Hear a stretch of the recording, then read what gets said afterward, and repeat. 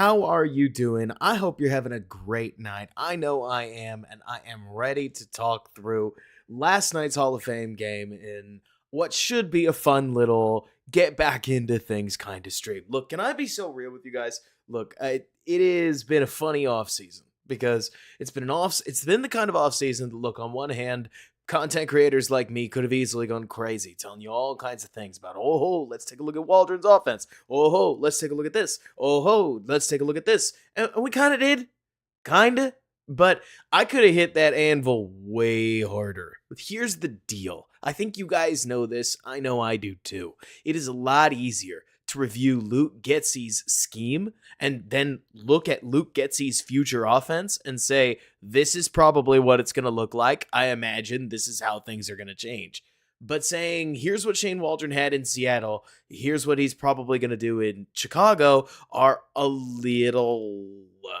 it becomes a bit of a bridge, or like it becomes a bridge nearly too far, right? Which is totally fine. It's totally fine. It just means it's been the perfect time to be patient. And all of you wonderful Bears fans, that's exactly what you've been. You've been patient, and you have been rewarded with a big time Bears win to start the season. Brett Rippen hit the game, scored 3 touchdowns, and Mother Nature said, that's enough. We're done here. I got what I wanted. You got what you wanted. And we go from there. But so I think this is a funny game to talk through because on one hand, it's got a bunch of vanilla concepts. On another, you're going to see all kinds of people slipping left, right, and center. And we get a little bit of breakdowns about what we're seeing on the kickoffs here and there. But beyond that, if you take a look at the act, you're going to immediately notice this bar we got going on here. I got to be real with you guys.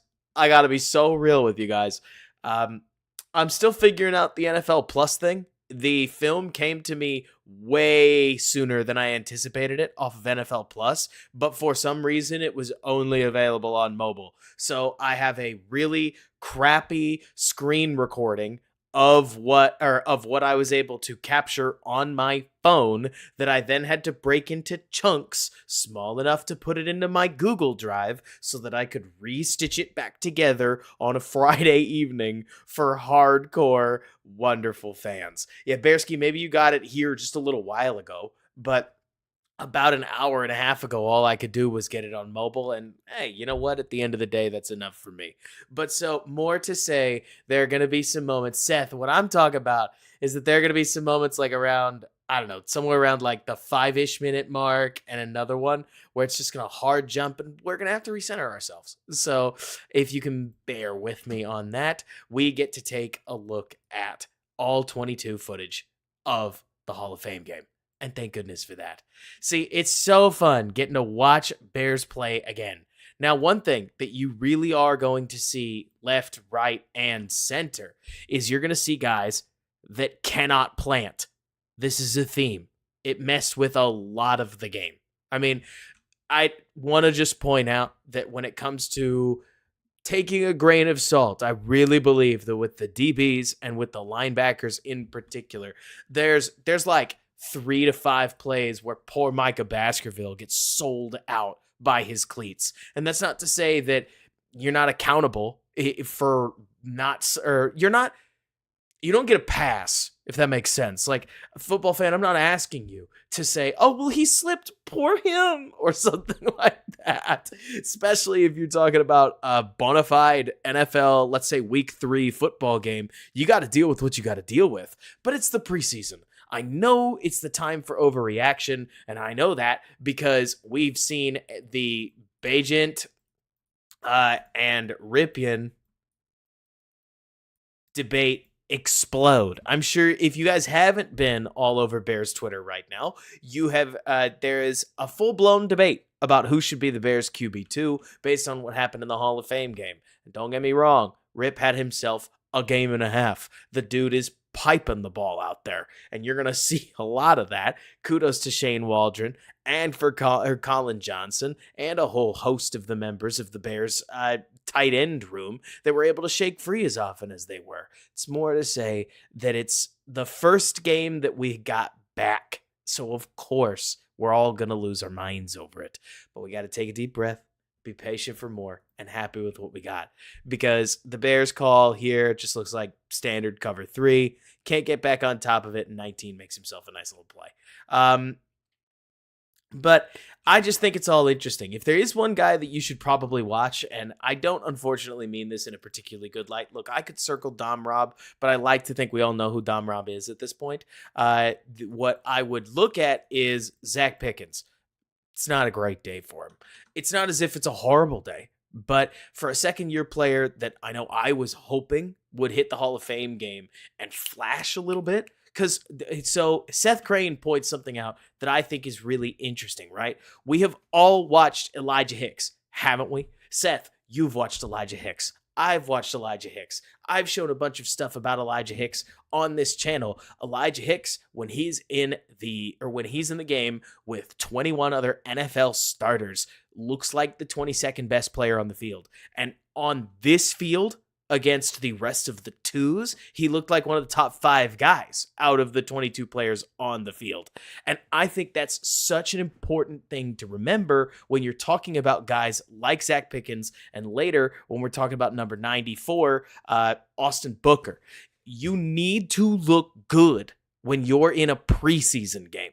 If you don't look better than everybody else, it will be difficult for you to look really good, or frankly to hang, when suddenly you're up against Myles Garrett, etc., etc. Now, that's not me trying to take too much away from Hicks. Maybe Hicks has found it a little bit. I mean, he's a third-year player. He and the rest of anybody on the Bears defense can easily get better. Don't let me tell you they can't. But I do think it's a hard thing to watch.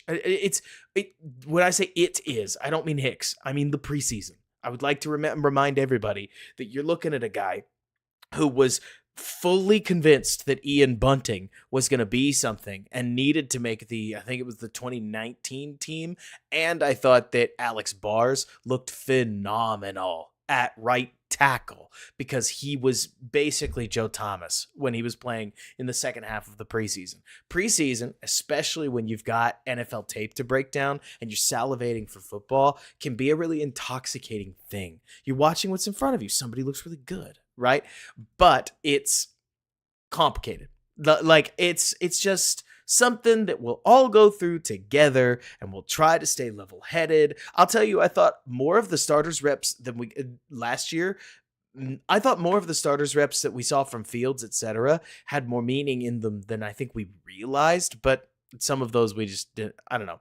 There's an element of we didn't want some of them to have meaning. There's an element of not everything matters. It's 50, 60 snaps, but I'm getting way off track. Here, Davis Mills, I think, pipes a sweet throw. These NFL windows are so sick to watch because college players just don't deal with this, right? Oh, yeah, Lisan. Absolutely. But so this earhole of a throw from Davis Mills, like Davis can play. We've seen this. Davis can play on time and he can rip the ball. I love this kind of stuff. It's like, I don't even really want to call it anticipation because this is just NFL quarterbacking, but you get to your break, you start throwing on the break, and then you flick it past the linebacker as the receiver crosses it. Honestly, I think the receiver's got to hang on to that. I understand he's stretched out. It's the NFL. It's not college football anymore. That's a sweet toss into a lane. Also, if somebody could fact check me, there's 2 Joneses. Which one is Jalen Jones? Because I can't remember. Is he 37 or is he 21? Somebody take a look at the roster and let me know. One thing that is also, I don't want to hit you with too much of a high level take. We're gonna go through this. We're gonna go through this play by play, or at least all the plays that I have. But I personally, we'll get a good look at this. How close is it? Oh, it's just a little further out front. Okay, so tough play. I guess you could say something about Baskerville, like crunching the window a little bit. But then who's 37? I figured Jalen Jones was 21, and he's somebody that I've legitimately got my eye on because back in 2022, I think. I thought Jalen Jones had himself a decent season across from, at the time, it was Jalen Johnson. And then as he bumped back into more of a slot corner, outside corner role, I thought he found a little bit of swagger and looks to me like he's developing.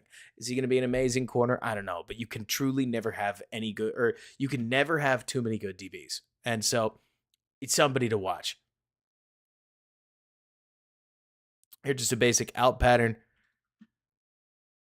It would be nice if the Bears felt a little more threatening on some of these pass rushes. Look, we're talking high level, something to watch for as we walk through the rest of this game. But there are a whole bunch of moments of what feel like, yeah, it's a 3-step drop, but that kind of fresh, clean pocket, you see enough of it, right? No, I got you, Kyle. No, don't you worry about it. Dom Rob in particular, I think it's really intriguing watching 57. So I don't think 57 is very good. The left tackle that we see over here, it's not to take anything away from Austin Booker, but everybody seems to be putting him on the turf. But Dom Rob hits the turf with him too. He gets tripped a little bit, I think. We can give him a break. Looks like the Bears, at the very least, are prepping a lot of cover 3. Also, there's no down and distances on this tape, so we just got to do our best to remember. Pickens attacks the lane. I assume somebody's trying or got to come up here and fill this gap because Pickens vacates it immediately.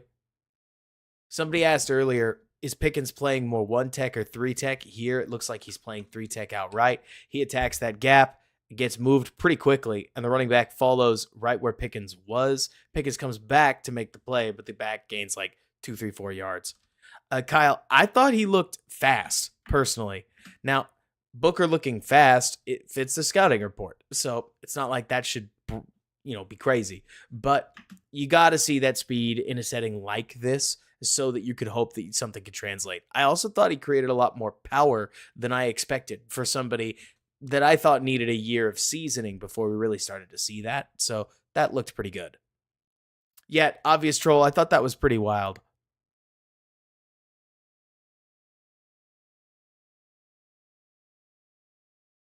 Seth, in my opinion, I hear you on, first of all, the get off should come. Everybody's or rookies in particular.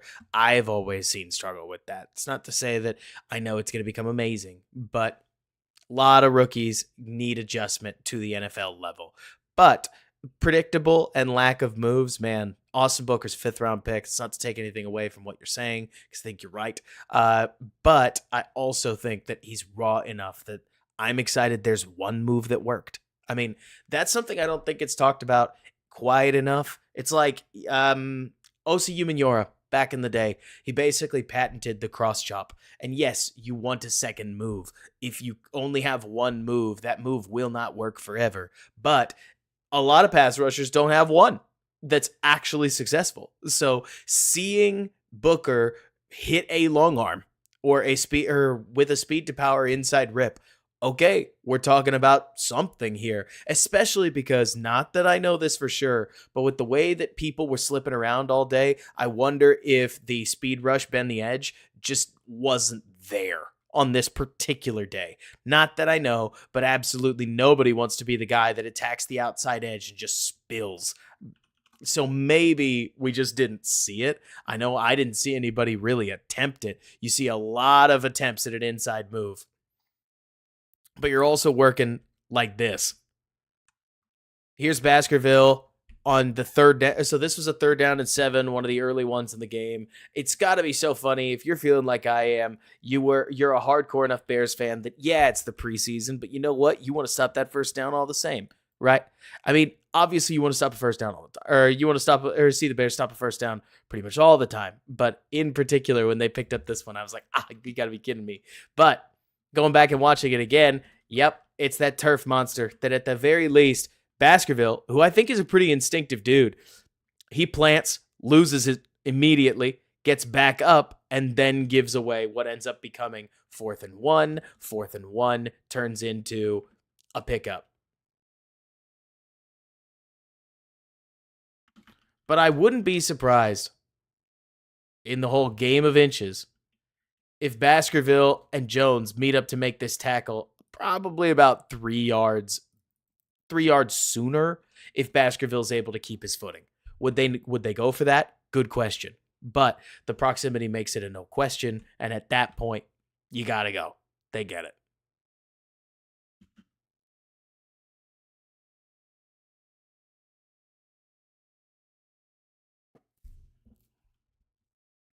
Defense is nothing complicated. If you want me to go through, by the way, the defense, you tell me. I just don't think it really matters. Like, we can all take a deep breath. It's preseason. This is more about individual performances than it is about diagnosing this cool power concept, especially when we're talking about defense. So one other thing that I think is so interesting about trying to help people learn about football is defense is reactive. Offense leads. That means that while there are definitely different coverages out there, there's only so many ways to pretend that not pretend. There's only so many ways to talk about, is this cover 1 or is this cover 3 at its core, right? And so we can talk through what all that is, how the run fits are probably working if you'd like. But I end up thinking that it's a lot of semantics when at the end of the day, what we're really watching for is, were we able to stop a double team? Would be hard to do, but we lose our footing. And then the linebackers are able to get in, or the linebackers aren't able to fill it, and you give it away. Zy7 once Booker snaps. The game delivers. Booker's first snap is an offensive passing first down, right?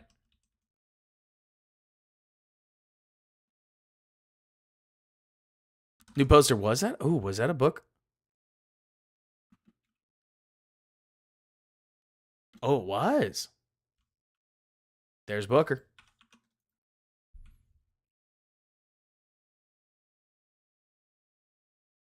Man, the RB makes a nice play. That's one that he's putting in there. The other thing to me about Austin Booker, now I need to go back and watch some Bryce Huff.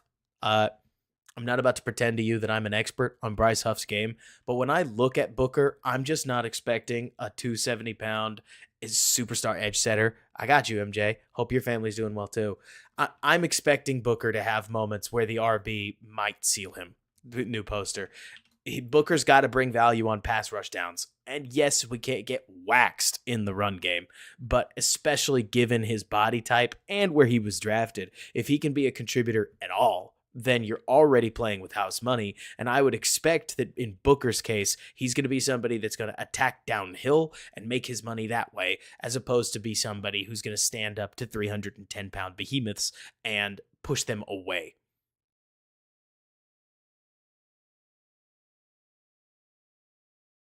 $47 is Baskerville. Who's 45? Because it wouldn't surprise me if somebody's Sewell. Hey. One thing that is kind of interesting, is that we had 40, I think this is Baskey. So we had 47 and we had 45 starting, but that means no Jack Sanborn, who, is the third linebacker. So it's a little interesting, don't you think, that the Bears consider him a starter in base defense and not somebody that they think needs to play immediately or needs to be playing in a game like this. Intriguing to see the way that's weighted against some of the other guys that we saw play later in the game. Here we get an end around. Big play attempt for number 30.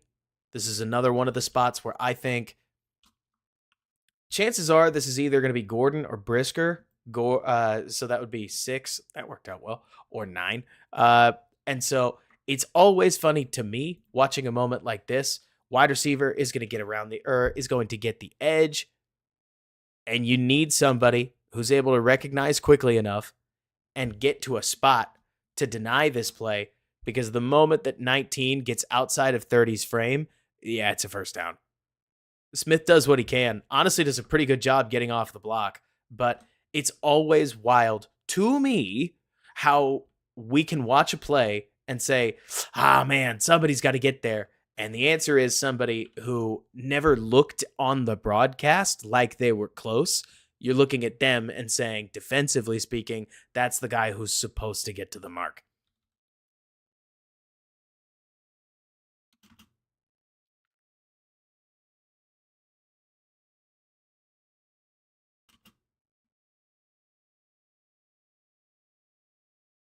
Oh. So I can't say I know exactly what's going on here. You tell me if you think this sounds about right. My honest guess is that this is a handoff. I mean, it looks like it's just a handoff up the middle. And the snap is so off that Davis tries to catch it way out and twirl back at this point.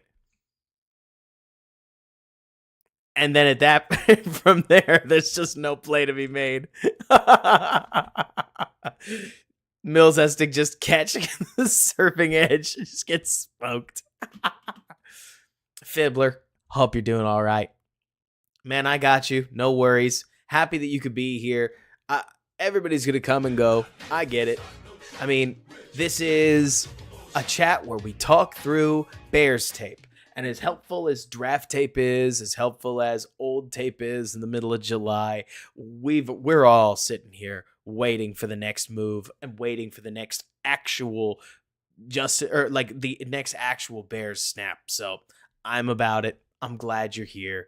And for what it's worth, I think we're moving in the right direction, but don't want to belabor that. Yeah, Excellion, I mean, so it's not worth making a big to-do out of the Bears' backup defensive line, but I did think that their defensive line got moved quite easily. There are going to be some moments, because I filmed it on my phone, where you're just going to see you're going to see a lot of snapping in moments, but stuff like this to me with 67, I understand that the play is not there, or that 67's flowing with the play, but 62 gets way under his pads and ends up with full control. Here, we can go to the wide shot and look at it. It's not that I'm trying to hate on 67 in particular, but this stuff happened a lot where a guard or a Texans lineman would gain full control over a Bears defensive lineman in terms of the direction the play was going. And like you guys are talking about, that led to giving up a lot in the ground game. And that's the thing, new poster. What he says is exactly right, where you look at this defensive line right here and how often are he going to play in with the starters? Not that often. So there's only so many guys that you're really focused on watching. I do wish that we saw a little bit more from Zach Pickens throughout this game, but beggars can't be choosers. And so hopefully we get to see a little more of him as we go. Here, 47, I think Baskerville does a good job staying with the guy, but you obviously can't just openly grab a jersey and end up not drawing a flag, so move on from there. It looked to me, new poster, like Pickens got maybe 4 or 5 snaps, and it didn't seem as if he had great control of his hand placement, but that's life sometimes. This turf killed 57, and honestly, kudos to Booker for making him look this way. Book gets the long arm down and is able to put the guy on skates. 67 crashing into him keeps him from what looked to me like a solid pressure rush, but I'm not trying to over-dramatize this. I do too much. You know what? I'm doing way too much couching. I think this is a good rep from Austin Booker. Like a little bit of hesitation, lands his hands, ultimately puts more power into his lineman than his lineman can handle. Will that work on Tristan Wirfs? I doubt it. But it's a good way to get some pressure. And at the end of the day, that's his job on a third down where you need to create something. Nice job. Wish Baskerville could have made the play. Such is life. Here's a little intriguing, basically like a double interior overload. Looks like they try to slash both defenders up the gut. Could not tell you why, but they do.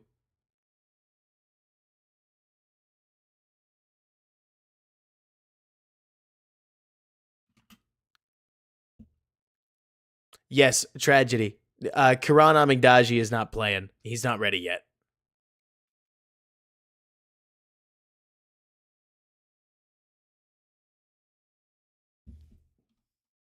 So here's 45. He loses footing again. It's a preseason. 84 in this case is what are the Bears running? Looks like the Bears are just in cover 2. Everybody gets to their spots. Watch 45. Keep your eyes on him.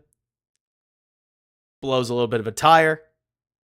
And 84 walks in. Would he have gotten there? Or would he have overrun 84? Good question. Don't know. But you're sure not going to defend much when you can't plant like that. When it comes to Booker, one thing that I felt like I saw consistently with Austin Booker is that offensive linemen have a really hard time staying engaged with him. I think he does a good job of, between a smaller upper body, like what New Poster's talking about, plus force in his feet and quickness. He does a good job of keeping people's hands from latching to his jersey. Hey, step one, if you're going to try to create pressure off the edge. So it's a simple thing. I'm really looking for something semantic in this case because we're talking about the way 70 handled his stunt, but you got to be able to get guys' hands off you if you want to do something. And getting around the guy on a play where our linebacker blew a tire, that's nice. Oh yeah, I got you, Drex. And it's fun because this is the kind of game where we can pretty much go through the whole game. We can do it pretty fast. And then I can chill out. We can all chill out. All right. This was fun, by the way. Let me send something.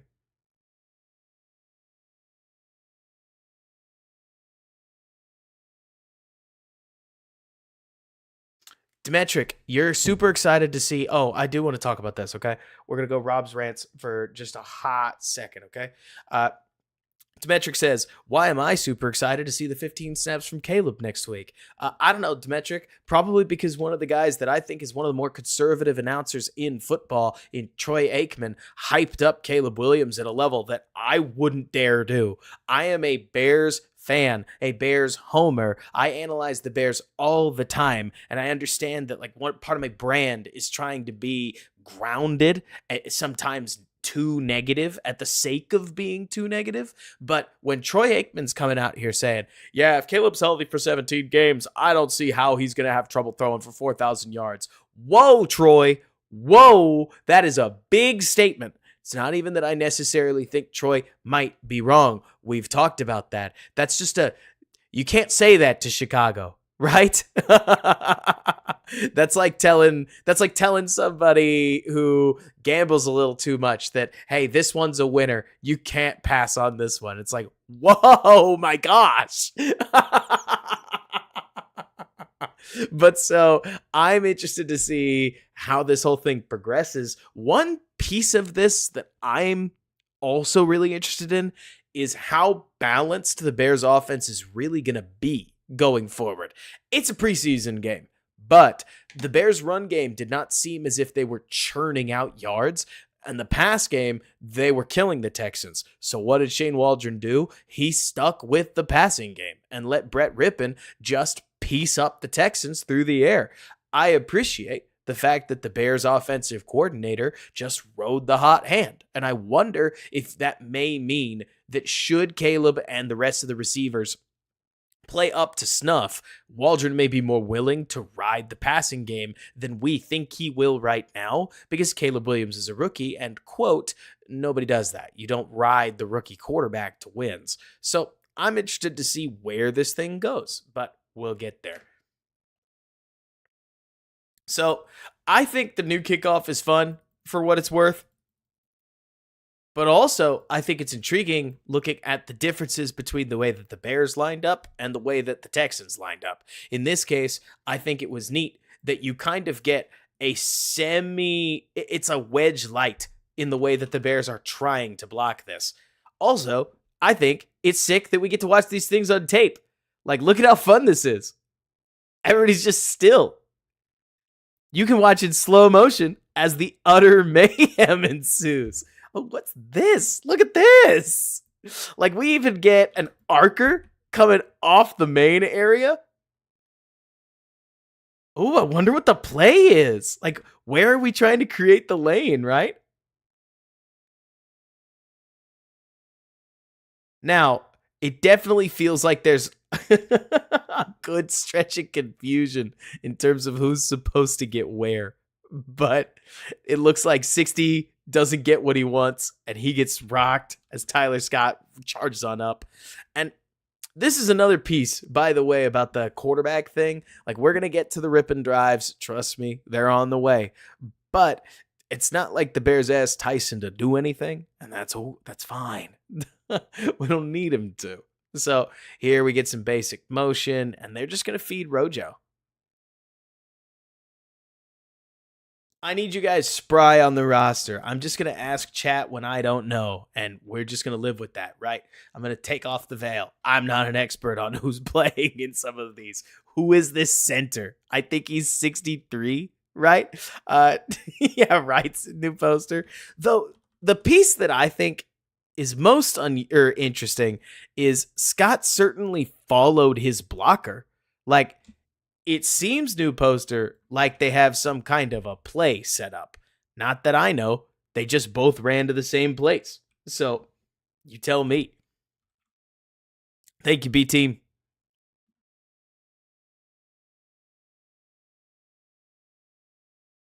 Jerome Caven just takes this nose tackle and chucks him on the ground. And what is that? Looks like just basic. I mean, I'd even think that's inside zone.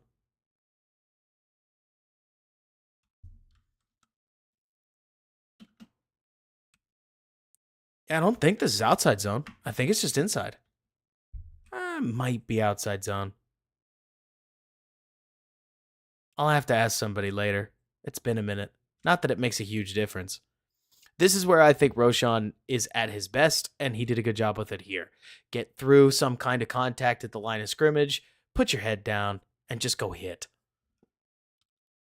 Good job, MJ. Make sure you get the preseason Hall of Fame game depth chart tattooed on you too, so that you never forget it. I think this is the toss, right? Bears see a loaded box. How you doing, Bradley? All 20 Friday.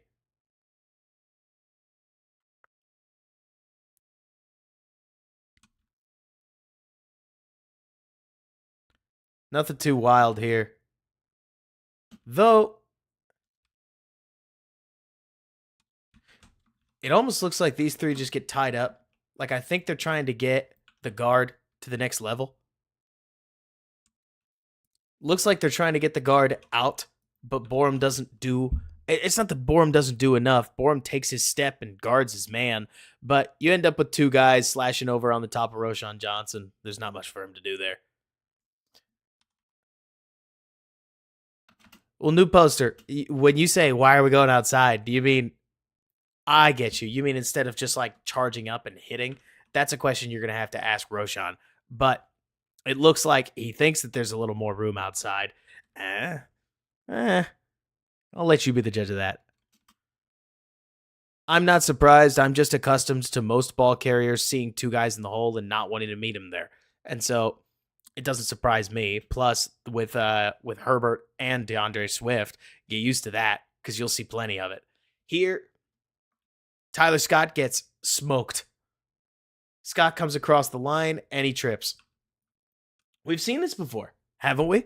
We saw this plenty last year where, okay, so it's Jerome Caven in this case, where the nose tackle gets a lot more depth than is anticipated, but Scott gets tripped while in motion. And at that point, suddenly what should be deep man, middle, Scott with a sneak flat right here, this isn't there anymore. So while Tyson would be looking to dump the ball off there, he's got nowhere to go with the football. Got to just ditch it. Side note, what do we think about the new grounding rules? Has anybody heard about them? It seems like they made intentional grounding a little bit easier to get away from as a quarterback with a looser definition of the pocket. But so I am intrigued to hear what you guys think. I personally think that it's too easy for quarterbacks to Carvin. Thank you, Bearsky. No, I appreciate you. But so, yeah, exactly, Drex. When the play's not there, you just got to ditch it. Nothing wrong with that. And I mean, Drex, it's funny, right? That to me is what is very interesting about Tyson Bagent is a lot of people talk about Tyson's limitations, but his biggest strength is nearly no limitations, right? Whoa, is nearly no negative plays. Tyson's very good at being athletic enough to avoid sacks while also instinctive enough to get the ball to safe areas of the field. Look, it's one rollout where his primary receiver wasn't even there and the play wasn't developed. So it's not exactly like that's going to get you to Canton. But in this case, I guess it did fall. But I think it's funny talking about Bagent, where a lot of people will look at a lack of this or that, but in the day, he's there to not screw up and let the offense do what it's supposed to do. That's how I feel, Case. I'm not trying to hate, right? But I already think it's way too easy for professional quarterbacks to chuck the ball to just about nowhere and end up with no call. So making it even easier to throw the ball away, to me, is kind of sad. But that's just me, the guy who loves defense, wanting defenses rewarded for pinning a quarterback. Sometimes I think that intentional grounding lets guys off the hook too much.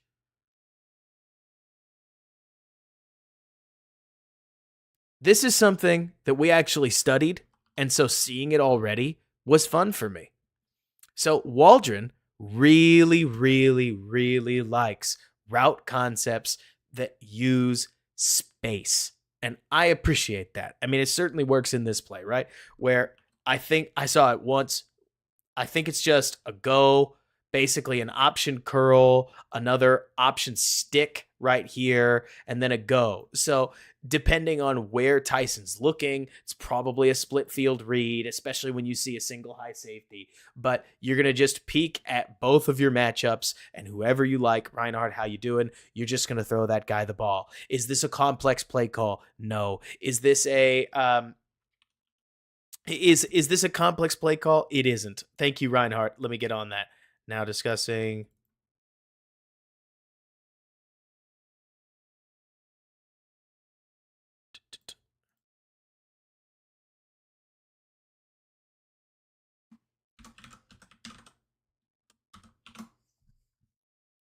Boom.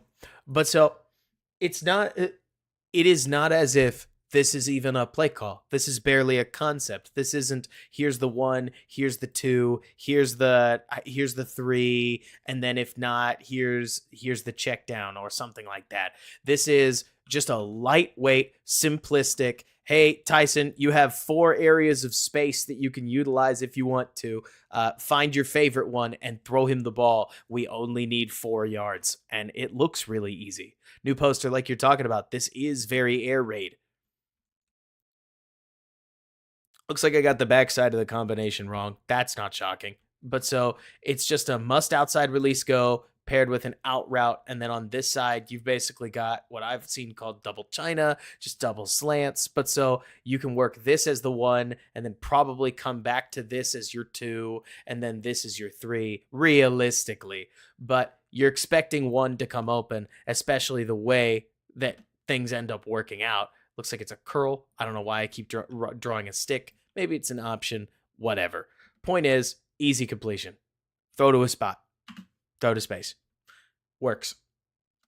I also like, just being real with you guys, I love the fact that the Bears on 3rd and 3 do not feel the need to constantly be in a run set.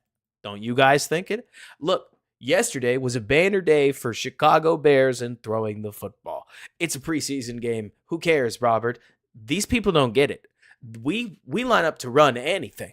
It's felt that way for almost 3 to 4 years at this point. Going back to Trubisky, it even felt like that. We run on anything close, but definitely during the Getsy years. So lining up, getting wide, creating some space, and just sticking a ball into a spot. Thank goodness. Thank goodness. I think it's so easy. Oh yeah, Bradley, we are stirring it. Kmet might eat. If this day taught us anything, and it's a preseason game, grain of salt right here.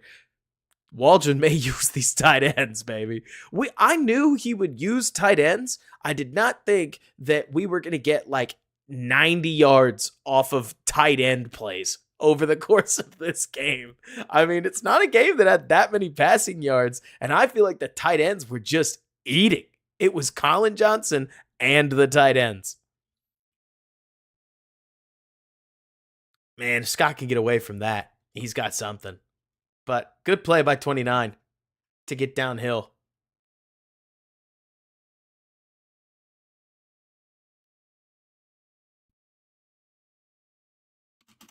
Nothing too crazy about these. It's a literal extension of the run game. It is the run game, most literally. So it's easy to look at those plays as kind of a waste, but you get 4 yards. You're fine.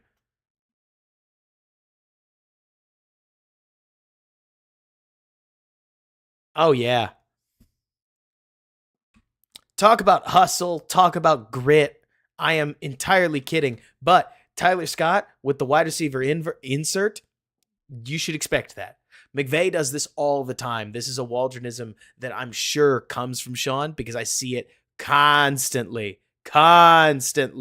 where they will basically take a DB or a linebacker where they know somebody is going to flow over and cover this gap. But what they also know, they being McVay and Waldron, is that nobody's expecting the wide receiver to be the one to pin him, right?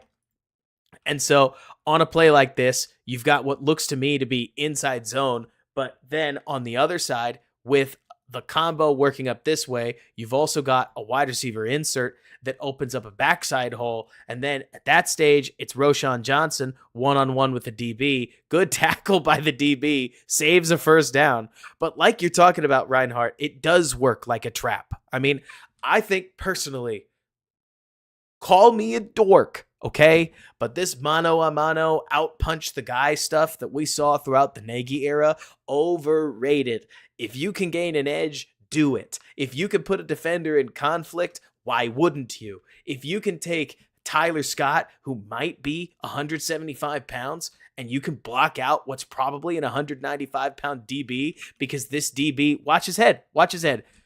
This DB didn't see him until the absolute last second. And then Scott sets him up. Running back gains 5 yards. 3rd and 1.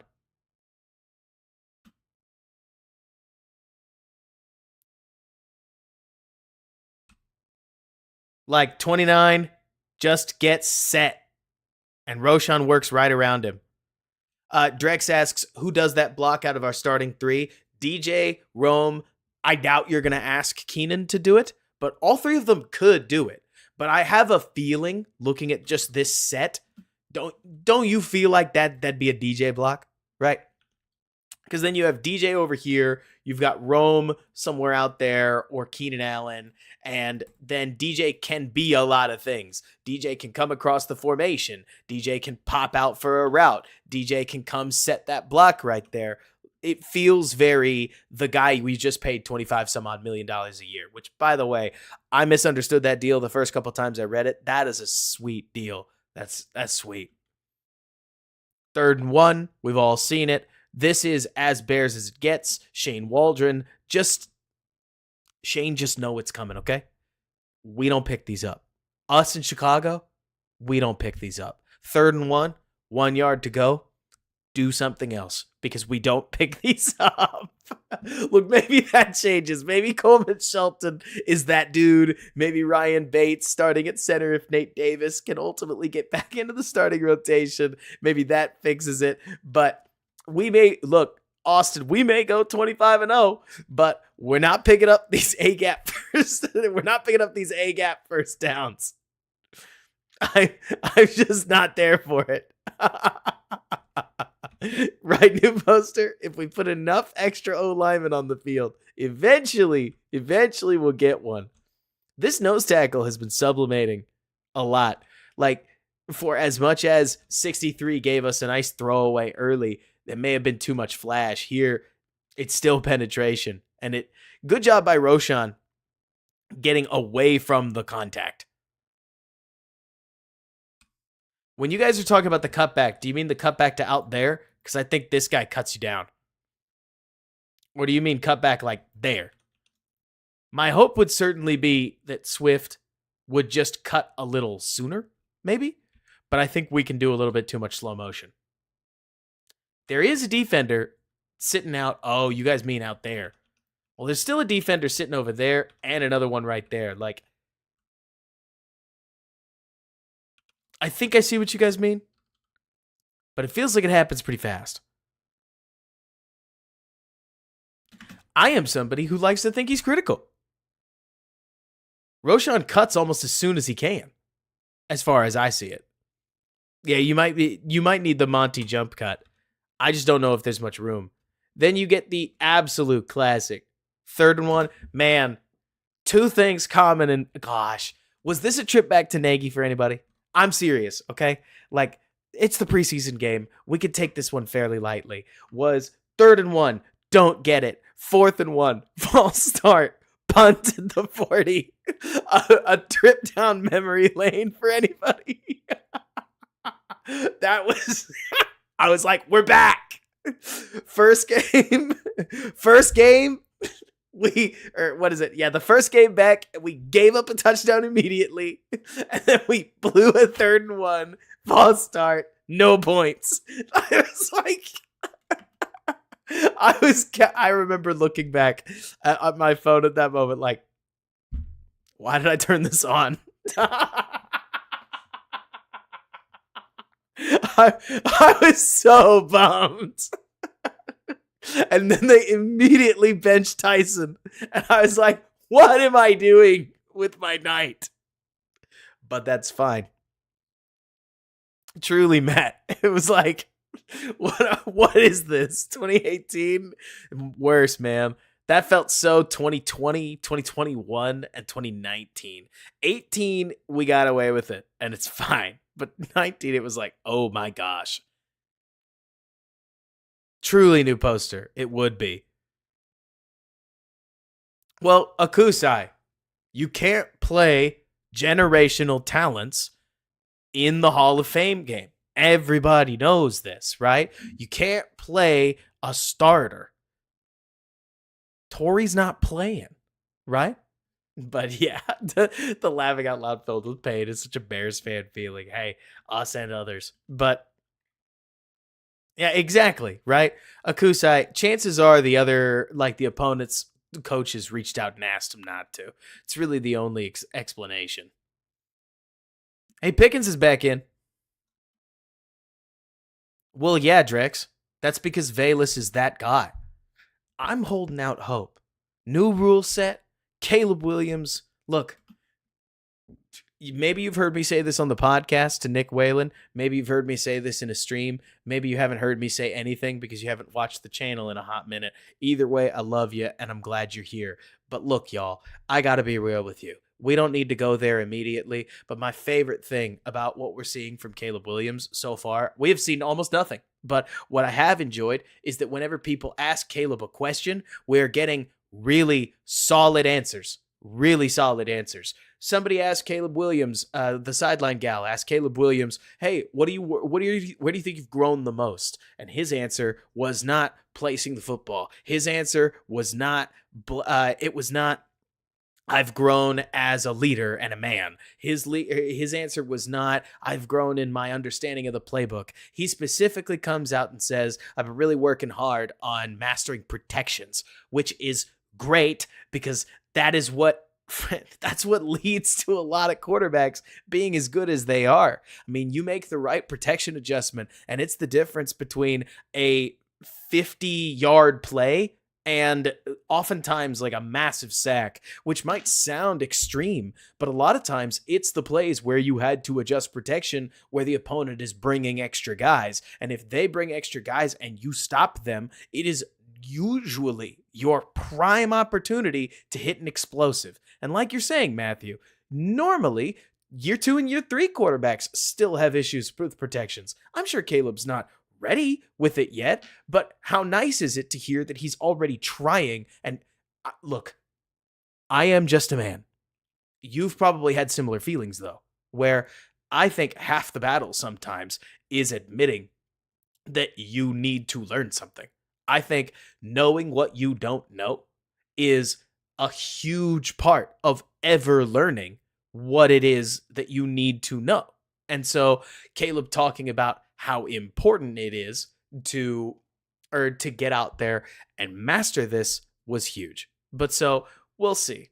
Let me see. Somebody mentioned right, Art. But so we'll see what happens from there. But it's wild to see how many guys came out because a bunch of them did. Let's see. Mahomes talks about how the year he didn't play was learning every protection in history. Matthew, that makes sense. A lot of the guys that have truly experienced success in the league have been protection masters. There's 25 flying downhill.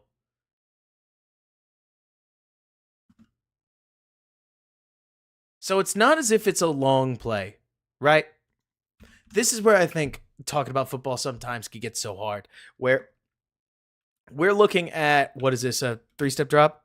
Shotgun, 1, 2, 3, 4. You could probably call it 5, I guess. What? 1, 2, 3, 4, 5. Shotgun 5-step drop, get to the second read, spit the ball out. But at the time of windup, Davis is fine ski. This is some, look, you've heard me talk about the defensive line. When I talk about the defensive line, it's because you need to be able to generate pressure quickly in the NFL, because a play like this, especially against a zone like the Bears, can often result in one of these underneath throws that can feel like cheap yards, especially on a day when the surface isn't good enough for you to plant and drive.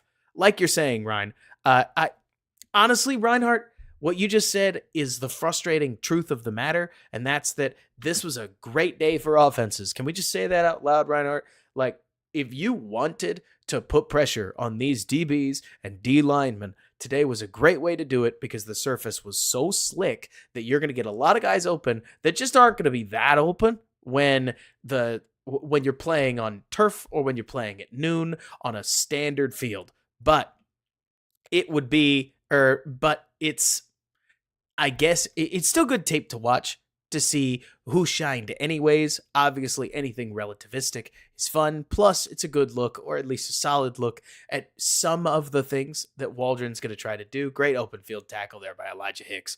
But so, I can't help but look at some of this at least and point out that the surface really was so,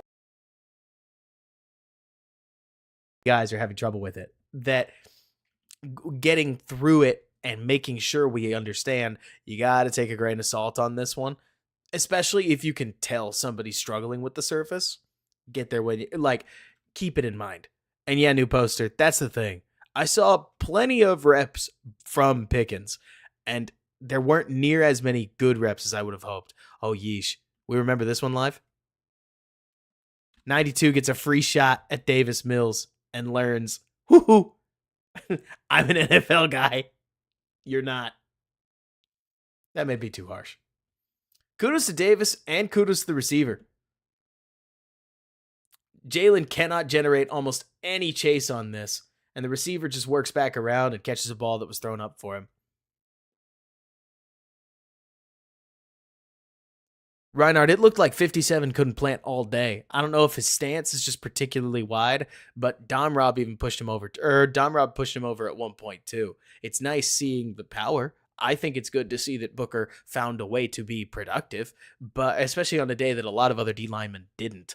But like you talk about, it's one day.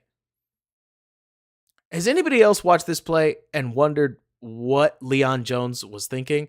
Because he throws his hands up and the ball just careens so quickly through his hands, it almost didn't look like it was on purpose. But Davis Mills just about throws an interception there. Oh, Leon. Ball too fast. I remember Doug Hodges. I think about that sometimes. Did anybody catch this one live? Simple, but it's a blitz. Khalid, how you doing?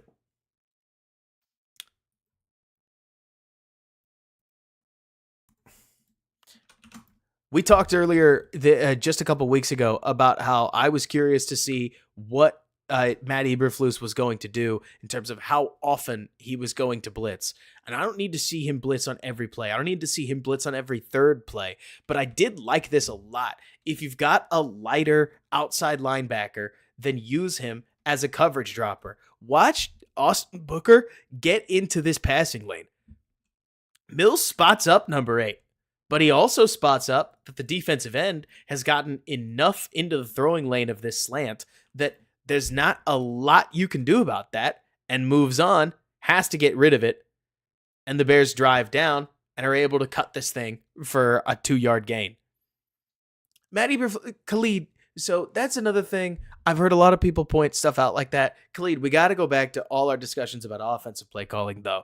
Whoever's the one choosing the play calls, they still went through and game planned with the rest of the coaching room. So we're still going to see philosophy that's going to bubble up. And here on a third down, yeah, it's less about, wow, he's Micah Parsons. But I'll tell you what, don't you think Austin Booker looks a lot cleaner in coverage? Here, I'll play at full speed than Justin Jones did. Like, at least we're getting some space and some depth here. Good job by the rest of the secondary to go make a play on that.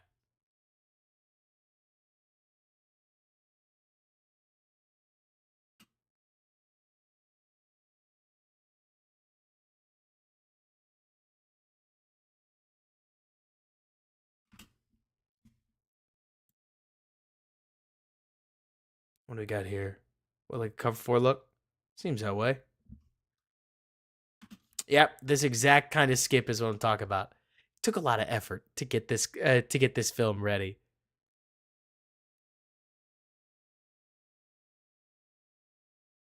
Yeah, it looks like the linebacker just gets put in conflict, and that is as easy as you could ask for out on the edge. The Bears got killed in the flats, and that made me so sad. So, Drex, in a lot of cases, Drex asked something that I think is worth talking about, because, Drex, what you're talking about is the difference between Todd Bowles and Brian Flores, right? The Bowles types want to have their corners up on the line with the idea being, you're going to blitz, we're going to press you, you're going to have nowhere to go with the football, we're going to sack you. What the other option, and where Flores is coming from, and I actually agree with Flores more often, Drex, is that quarterback's going to get rid of the ball whether we like it or not. So what we're going to do is we're going to blatantly give away an option underneath, and then we're going to close it. So we're going to generate the opportunity to hit somebody really hard. We're also going to control where the ball is going, and they're not going to get any yards out of it. If you do it even better, you'll generate a throw at or along the line of scrimmage, and then somebody cuts them down from there. That's how it often works in Minnesota, and it's how it worked in Miami before that. But it's a different idea on how to control the way the quarterback handles the situation as the blitz is going on. Does that make sense, Trex?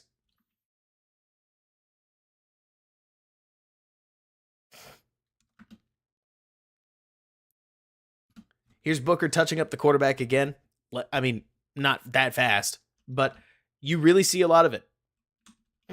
Like, Reinhardt, I'm with you that we don't have to act like this is an outright extraordinary rep. Woo, how you doing? But Booker places his hands, gets his tackle moving, and then gets through the gap.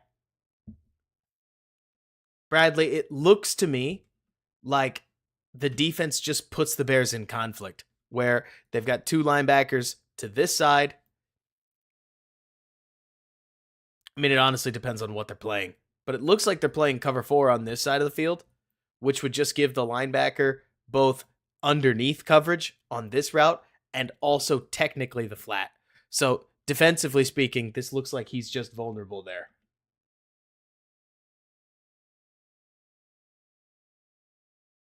$57 per bot really did just fall down all game long. I'm very curious to see Booker against different competition, because 57 did a great job of making what Booker was doing pretty well look better. Bradley, I'd even take you mentioned a better call in the end. Sometimes they get you Football can be a lot of rock, paper, scissors, but there's way more options, right? And if you deploy paper and I deploy rock, I lose and we move on to the next play. And you hope at that point that you're able to limit your win in a rock, paper, scissors moment to a first down and a little more, right? Like if your losses are these 10-yard chunks, that's how your this is a good way to put this, honestly.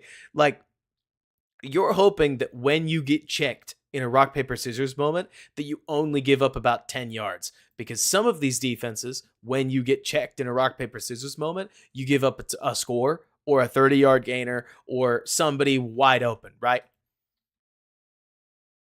And it's interesting, right? Because on one hand, I'm with you. Booker should look good. He's playing in the second half or in the first half of the preseason in the Hall of Fame game. But on the other hand, Zach Pickens didn't look as good as Austin Booker did. So, little both, right? Where Booker needs to look good in this kind of theater. But also, other people didn't given the chance, so good for Booker to shine a little bit. Both and, right?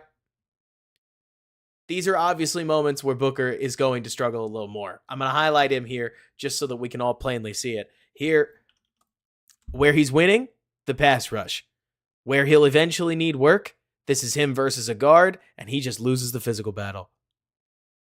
Yeah, I'm with you, new poster. I think Dom Robb is the kind of in that position where he's going to get past, and it's just a matter of time.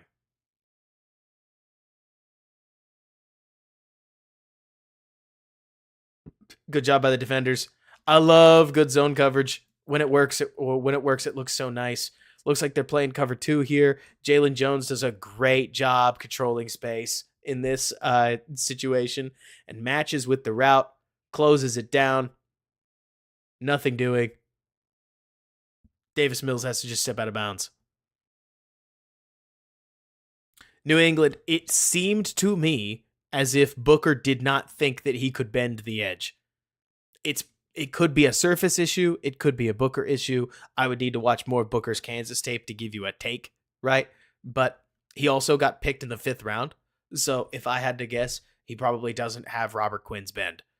Bradley, you mentioned, is that holding? So I believe, this is not always true, but I believe that a lot of referees judge by spirit of the rule when it comes to holding and especially DPI. You remember the Baskerville play that we looked at a little while ago where he picked up DPI? You can't be a linebacker that is trailing a receiver, hanging on to him, even if you don't actually interfere. Like, even if just by hanging on, you didn't slow him down at all, you can't be in a position where you look and are beat and you do something that looks like a foul. The referee is going to flag you because you put yourself in that position. On the other hand, when you, the DB, make contact with a receiver who ran into you, at that point, I can't help but I think most referees look at the play and say, thank you so much, Jake. Glad you subscribed. I think most referees are going to look at that play and say, you got strapped up, bud. Sorry. It's another part of why also you'll see down the field when a big receiver and a big corner get tied up together, the referees will just let them hand fight. And nobody gets a DPI, right?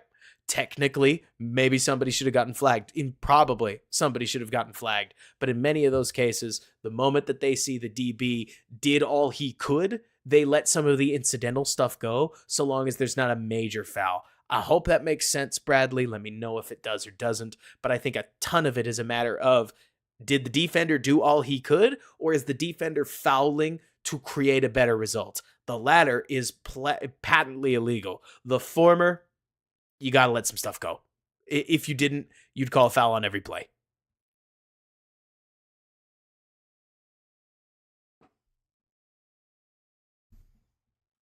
This is as basic as it gets.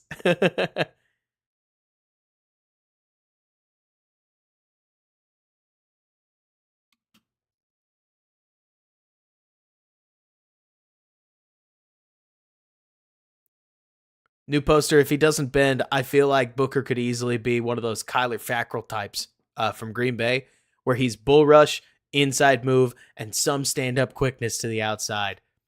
You got to remember, Ooh, look at this. We get an even further iterated version of this false wedge from last time.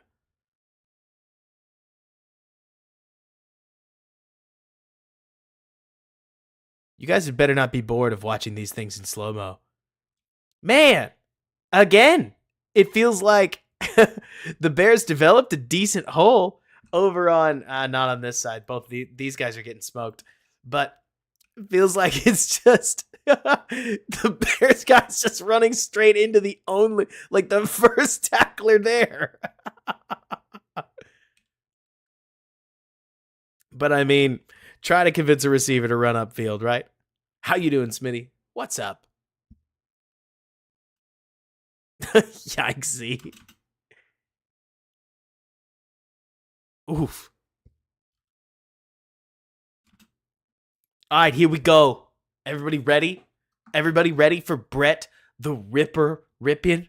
Like, we ready? We ready to rip? Because it's a gun show. The rest of the way. Let me think. I think they, what is it? They score on this one. Then they don't score the next one. And then you get 2 back-to-back scoring drives. And I literally pushed this up through the Booker sack at the end. And then at that point, I was like, I got to stream. It's like 8:30. Here we get, what is this? Looks like it's just a toss. Like, I don't think it's cut inside for any other reason than Carter loses his man to the outside, so we're going inside now. But even so, well, I don't know. No, I think it's... I couldn't tell you. This is where, honestly, not having been in a coaching room bites me. Because I could believe you fully that with this kind of block out here, that this is definitely meant to get outside. It just doesn't. But I also love runs that set outside with something like a toss action and then finish inside. Because I think that you can create a lot of space that way and capitalize on all these guys running so hard to get outside the play. Good job by Herbert to just drop his feet, keep momentum, and press forward. Khalil is really good at this.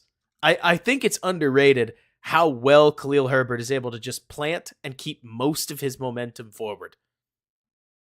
He does a great job of, I mean, the field's supposed to be slippery, but Herbert weaves through a lot of traffic over the course of this game. Here's the only moment you're going to see Rippen not throw this. He throws it the entire rest of the way, and I wonder if that's because he started to realize he knew. I think, not that it matters, that I think that Rippen could have ripped this past 43. It's not that important because he knows that he's got running room and takes advantage of it. Also, love second down play action. Second down, easily could run it. Easily could run it, but you use the threat of the run to open up a pop pass with options. I mean, you've got outside over here with a fade. You have a seam route paired with a slant. What do you guys see? Because what I look at and see right here is another nice, it's barely a concept. It's more running routes at space, right? So if you see a look that you like, in this case, cover one with one linebacker over the field where he opens up the wrong way, you can easily hit this guy right here, or at least you could try, right? Rip doesn't love the look, so he's not going to. I think you probably have to get through the fake a little bit cleaner. You see him even pat the ball because he knows that he could probably throw that, but he picks up the first down. It's his first live game in a while too. Man, what happened here? 94 pens, pretty fast. It does look like it's a blitz. Sir Lord, I think it's so funny. We talked about rock, paper, scissors a little earlier.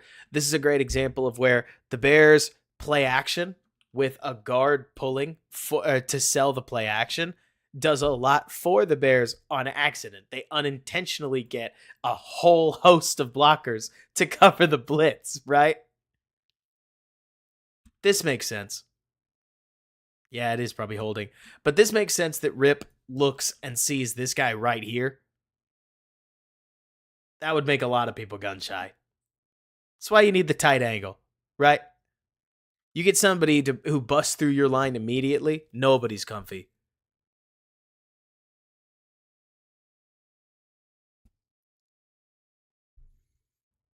Yeah, really tumultuous.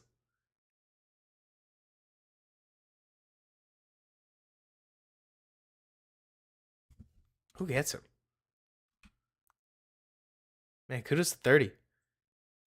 Brings him right down. Second down. Oh, motioning Herbert out of the backfield. Okay. Didn't catch this one live. So now we've got a 5 wide, but it's out of like a double wing. Look at all that space. I've drawn this so many times. Nagy era, or like especially the Getsy era, especially 2022, for the love of God. Look at all that space. Pipes it. Football fellas, you let me know. But I think this is drive, right? One underneath, one deeper.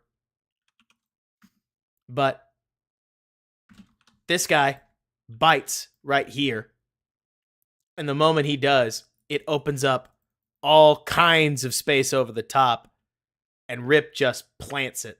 Fumble. I don't know how the Titans didn't get this. Watching this was like one of those like play the carnival music kind of thing. 3 Texans. They pick up the ball twice, you swear. Like, Texans fall on it. Oh, I guess they didn't get it. He picks it up, loses it. Bears ball.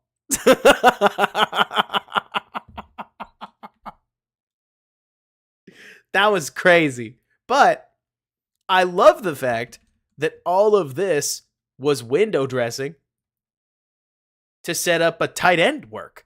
It makes me think that number, is he still wearing 7? Gerald Everett? But so 85 and Gerald Everett might just do some work this season. But I'm okay with that. We have seen so much. I mean, the other piece of this that I think works out, 14, thank you, Z. The other piece of this, so this is as far as we go. Like we have to start here. The other piece of this that I think is cool is that this formation is one that you can easily start the quarterback. I literally didn't see it. If you guys saw it, you let me know. But you can start the quarterback and the halfback in single back or under center, right? You could start this thing, make it look like just a wing run, right? And then you're going to get the defense to sub on all these backers, right? Where you've got everybody up on the line of scrimmage. Here you've got a nickel corner because I guess they like a look. But so you're able to pull some extra linebacker types onto the field and congest the middle of the field, create yourself a nice little 8-man box with which you can work with, and then you kick him backwards and motion him out so that you can then lighten that box that you just begged for, which is exactly what happens. Then you get them spreading out to cover what? Khalil Herbert running like a smoke? Is that what he runs at this point? So you're able to create the mismatch you want for what is ultimately a very simplistic combination. And we love that. It's exactly what we talked about with Shane Waldron, wasn't it?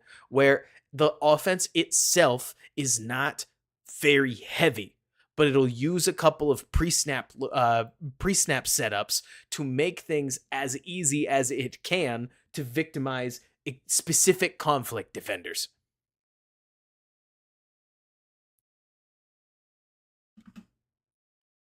Also, this is your choice on how much of this is the offensive coordinator, how much of this is Kerry Joseph, how much of this is Brett Rippen just being a 5-year veteran. You tell me. But don't we love that Rips got his eyes locked on this left-hand side? What's he looking at? Anybody want to guess? For those who've been on this channel for a while, I think you know that he's not looking at Khalil Herbert's go. That's not what's going on here, right? This is as simple as Rip is pushing this safety out, right? He's keeping his eyes over here so that this guy doesn't drop. So it's really good quarterback play. Like, keep your eyes out that way, push his hips out. I don't think he's looking at 80. I really don't. Because the quickness with which he snaps over and pulls the trigger tells me that that's what they were aiming at from Jump Street, which I'm here for. I think that's a nice, aggressive play call, way to run it. Good job understanding what it was that Rippen would be looking at. Grabs a nice completion. Fumble ensues. Bears get the ball back. Let's run the ball. Oh, yeah. That is dope. It's one of my favorite throws he made all day, I'm going to be honest with you. Like, just a big play action shot. Just a direct field crosser. It's all it is, right? Buy some time. Big shot down the field.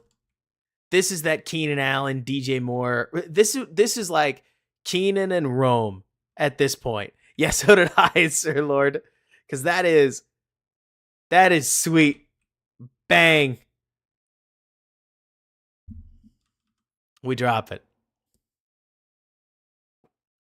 But I love the fact, I really do. You heard me say it, didn't you? We lined up. I could have sworn I remembered this being a run play because it's a heavy run formation. Why wouldn't it be a run play? But you're able to use that within this lightweight offense we're talking about to create a big pocket and a big shot play attempt. Here's my question to you. Do you think Caleb could run this? I think the answer is obviously yes. Like, how much of this is so sophisticated that you couldn't have a rookie run it? Is maybe that part of the point? We'll find that out later, right? But this is manage the pocket and make a good throw. And he does. I know, Sir Lord, right?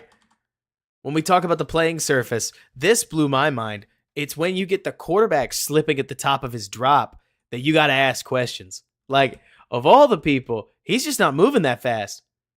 But even he loses it. I love those shots. Those tight angle shots when it's on just a seed. Those are fun. Also, gotta admit, everybody, I'm a fan of the draw. Back in 2005, if you'd asked a much younger Robert Schmitz whether he thought draw plays were cool, I would have said draw plays are for losers. Draw plays are what you run on 2nd and 13 when you've already given up, or 3rd and 13, especially back in the day, and you just get nothing out of it. But on a play like this, I love it. I'm really starting, personally, to see a lot of joy in what basically becomes kind of a trap run when you run these draws really well, especially against cover 1 or something like it. Look at all this. I mean, you're talking about a 6-man box, and you've got 6 blockers. Exactly, tumultuous. That's probably the right way to put it, right? Is in 2005, running a draw play, nobody thought you were going to pass it anyways in some of these settings. But in this league, running a draw play, especially with a spry back like Herbert, look at him navigate this. Break a tackle. Go get you some space. Great job toting the pill. That's a great gain. And I love the play call. Herbert is too much against backups, Sir Lord. I don't really know why Herbert was playing in this setting. He's obviously much better than the moment.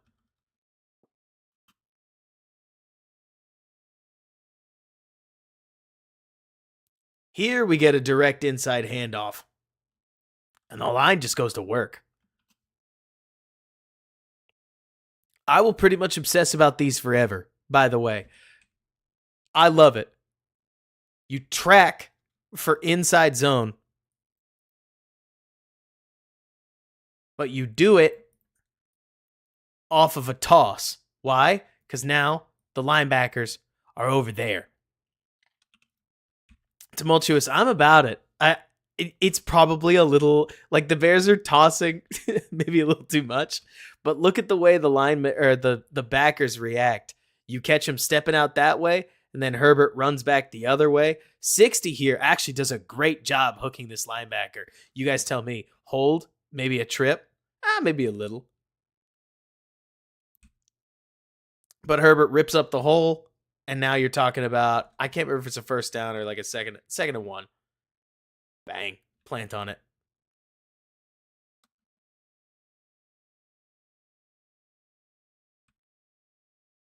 I wonder if Rip was surprised to see this, because I have a feeling that they were just trying to like throw to 88 on a play like this.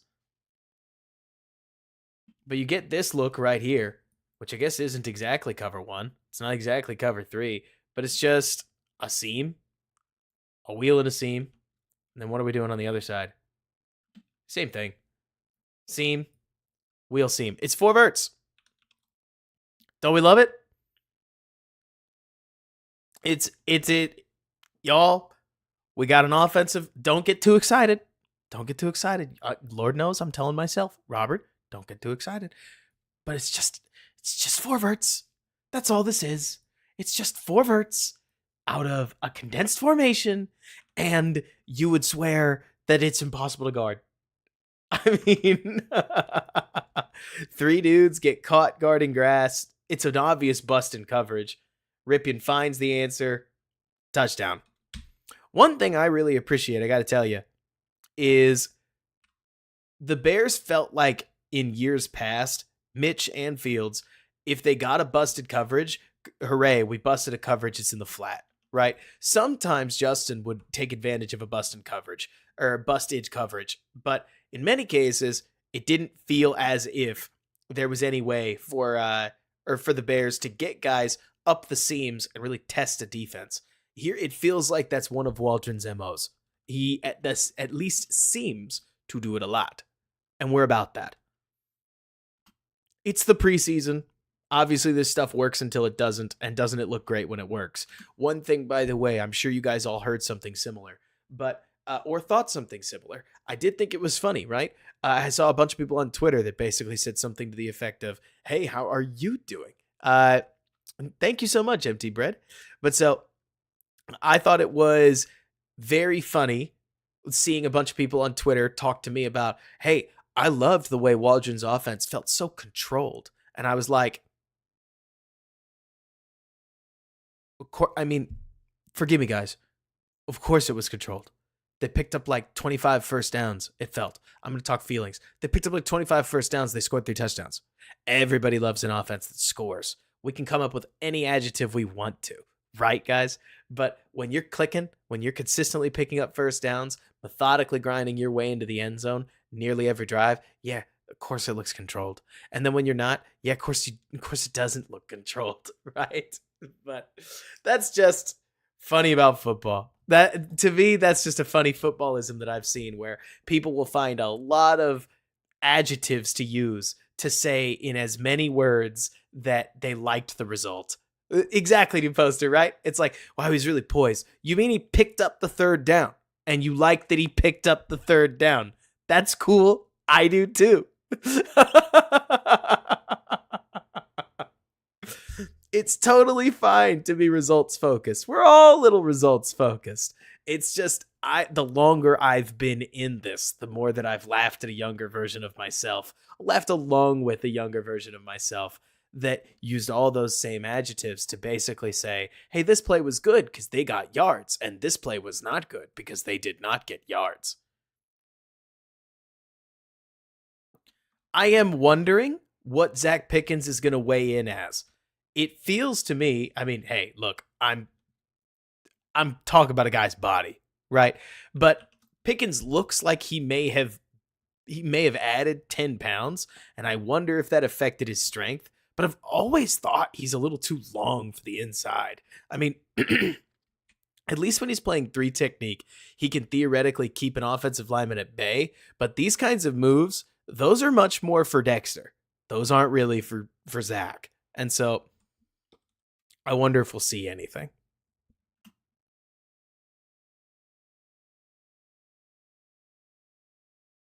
Here we go, Pickens. Okay. We're highlighting you enough. Let's talk about you on this one. 1 technique. Here, he's going to control that B gap. Keep an eye on the inside. Plant, wrap, bring the guy down. Sure.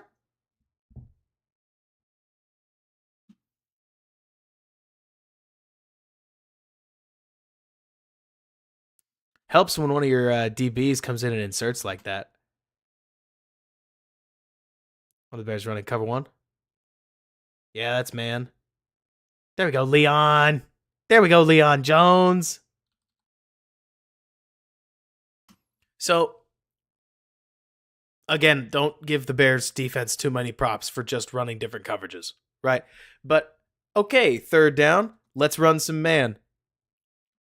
But I like that they're doing it out of an alignment where you could easily play cover 1 or cover 3 if you wanted to, or you could potentially play like some kind of lock where you lock these guys right there, which just means that they'd be in man and everybody else is playing his own. A lot of things you can do with it, but it sets you up for a nice drive and a nice pat down by Jones, who sees the inside break, gets on it, gets that arm in. Oh, yeah. It'd be fun, Jay. Oh, speaking of, anybody on here a Pretty Ricky guy? You know who I'm talking about? Anybody on Twitter? Anybody know Pretty Ricky? But I'm interested, very interested, to see if he's right. And if he is right, here's my question. If Pretty Ricky's right, he's sure hinting at a Brandon Ayuk trade. So where do you think Ayuk would be going? You tell me. That's such a mystery. Because with nearly no rumors at all, where would Ayuk be going? New England? Pittsburgh? Buffalo? Who do you think would be adding a receiver like him? There are definitely some options. Like, provide if it was Buffalo, like I get it. Right, new poster. Commanders Bradley would be interesting. I just don't know if the Commanders are trying. Part of me thinks, Bradley, that it would be the wrong kind of move for the Commanders. It's not me just trying to be a hater, right? It's more me saying they've already got Jahan Dotson, former first rounder, and Terry McLaurin, who's a certified dog. So it's not that you can't add a Brandon Ayuk. It's more, are you solid enough everywhere else that you're going to do that now? Z, that's an intriguing option. I think it would be a lot of fun to pair Lawrence with Jacksonville. And the only reason, Z, that I'm going to say I hope that's not the case is because Jacksonville's on our schedule and I like them as they are right now. Speaking of, in the world of injuries, nobody ever celebrated an injury, but doesn't it sound a lot easier to potentially beat a Titans team with a wounded DeAndre Hopkins compared to not? Because if DeAndre Hopkins becomes somebody that can be fairly easily, what's the word? Corralled by Tyreek Stevenson, I wonder if then at that point, Jalen Johnson and Calvin Ridley becomes the feature matchup. And then I think that really puts Will Levis into a bit of a pressure cooker. But we'll get there as we go. Yeah, D-Hop's pretty old, new poster. Couldn't tell you exactly how old, but I know he crossed 30 just a little while ago. So it's probably 31, 32.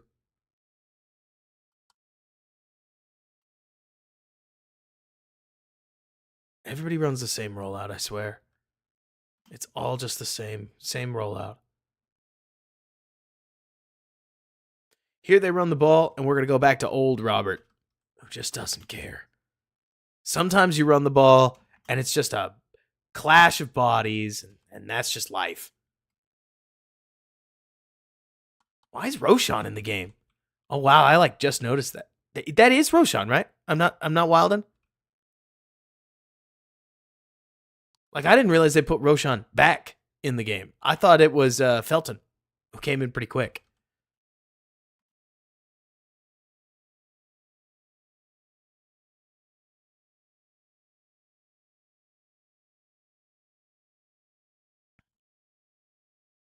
Man, new poster, that's a bummer.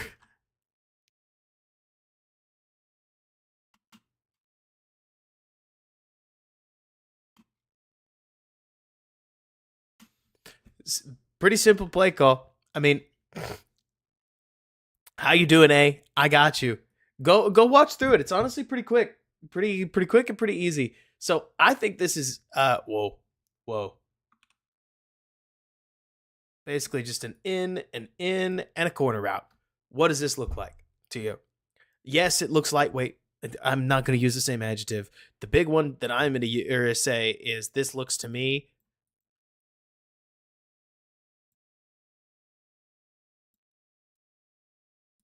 It's the preseason. Don't take this too seriously. Like, I'm not saying this is exactly the same as what you're going to see in the season. But also, I will point out that on a third down like this, giving your quarterback one target where you're saying, look, by all likelihood, you're either throwing over the middle for the first down to our tight end right here, or you're going to work this corner route to this could be DJ, this could be Keenan, this could be Rome, and then another one could be right there. So the Bears have the weapons to run stuff like this where people, what I think would be funny is the Bears have a chance to where Shane Waldron will get a lot of credit for calling just an inside release corner that DJ Moore just whoops his guy on. So is that offensive coordinator genius? Well, it'll sure feel sublime and easy if your quarterback hits a sweet throw over the top of a DB's head. If it doesn't work, it doesn't work. It's 3rd and 10. It's not like you should never pick any of these up, but they make enough plays later to where it's not worth worrying about. It's kind of a smash concept, Bradley. I've also you see a lot of double ins with something breaking the other way, but it's basically just a deep concept that you're running against a single high safety. Amen, tumultuous. It looks to me like there's a little bit of pressure. Plus, the route it's not as if Dante Pettis wins this so clean that there's a massive breadbasket to put the ball in. Plus, it seems like a little bit of a miscommunication will put it down to good defense. 74 gets punked. Yeah, we haven't done a ton of line talk, but forgive me. It's because I really it doesn't make a huge difference. 74 gets popped on this one.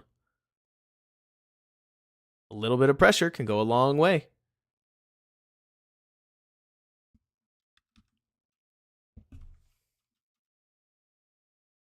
Punter, punt out of bounds. Hooray!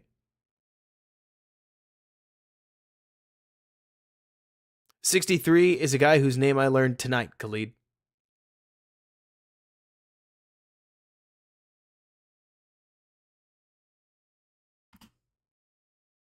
So we're at the point where the entire D-line is out of the game. As far as the D-lineman that we really maybe care about. Whoa! Can you tell I'm on my phone? I have one more of those moments coming up.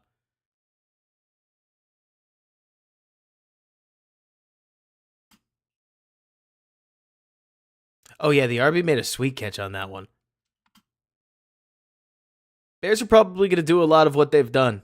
Cover 3, stick the linebackers, or stick a safety downhill. Here's Baskerville digging deep. I like Baskerville. I think his instincts are fun. I hope he makes the team. But I also like fast linebackers that can do something in space, and Baskerville fits that mold pretty well. Did we see Sewell? Is Sewell healthy?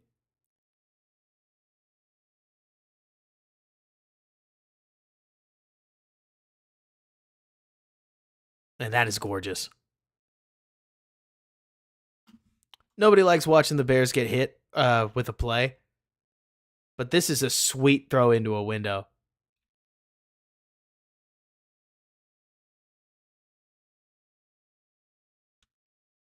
I don't think Sewell... Yeah, I haven't heard about Sewell at all either. Jay, I thought Carvin looked... It's funny, right, Jay? So, did you hear by any chance, Jay, the drama relating to Trevor Penning back when he was getting drafted? He ends up getting drafted by the Saints. But so, this is a very niche story. But so, one thing that Trevor Penning did a lot was he would throw his guy, right? So, you'd see Trevor grab his guy and then dump him on the ground, right?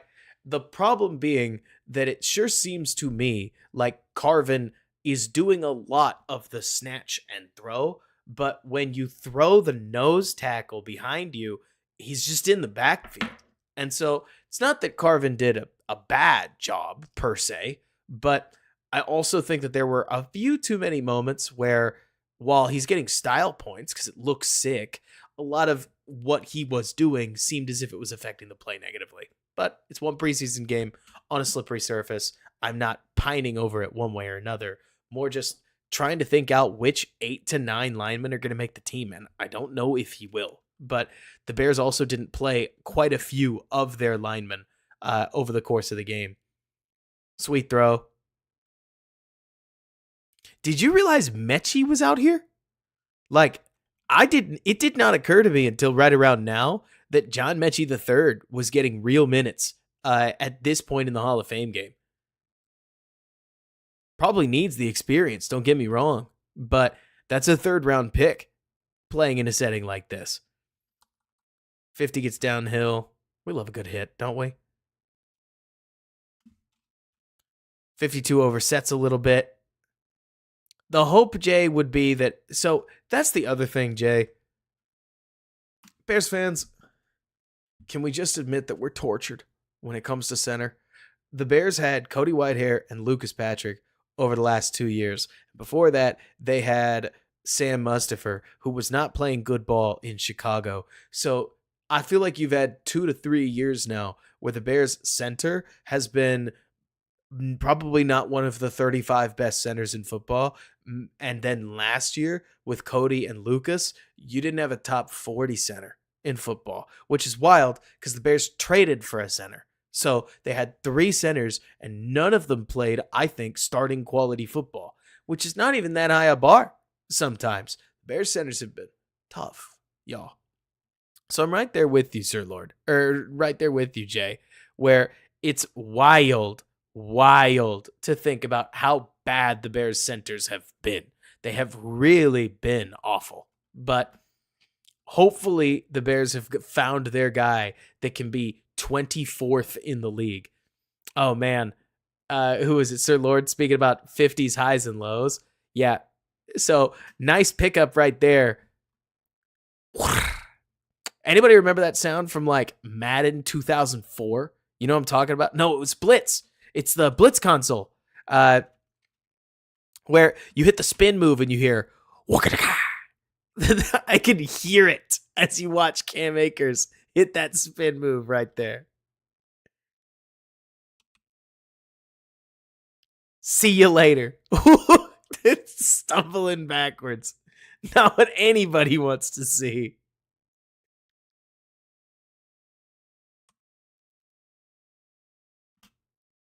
Sir Lord, you could almost feel them looking a gift horse in the mouth with Cody Whitehair there.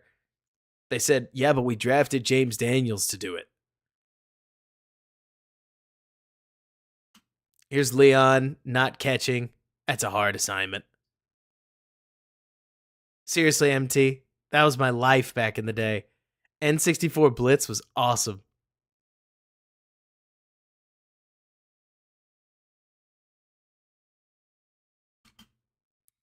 Booker's back in the game. They immediately run at his side. Well, they work back towards his side. You're definitely going to get more of this. With Austin Booker, you are looking for pass rush. What are you not expecting? Well, you'd like him to set the edge, but here he's so focused on creating a chase down play that he gives up his back, and the running back presses forward. In the red zone, you don't love that. But, I mean, that's the other piece. 78 just gets rocked. Like 78 starts here, ends up here. So, rough. Yeah, right, new poster every time. I wonder what's going on, Sir Lord, because it sure seemed like a lot of the Bears' 3 Texan nose tackles at this point were focused more on like penetrating one gap. And while I understand that they got smoked in the run game, I've been wondering what happened here all day. I mean, it just seems like a pretty run-of-the-mill bust. I think 50 gets lost because it's the running back out of the backfield. I would imagine that's his assignment. The corner out here is in conflict, and frankly, I think he does all right. Like, on this side of the ball, The running back just runs to absolutely nowhere, or runs to where nobody is. But then everybody comes over and starts to talk to 60 and 25. So who knows? Because I could see it being a 60s problem. I could see it being 25's problem. I could see both, and I'm really not going to put that much thought into it. Sorry, gang. We got Colin Johnson to get to.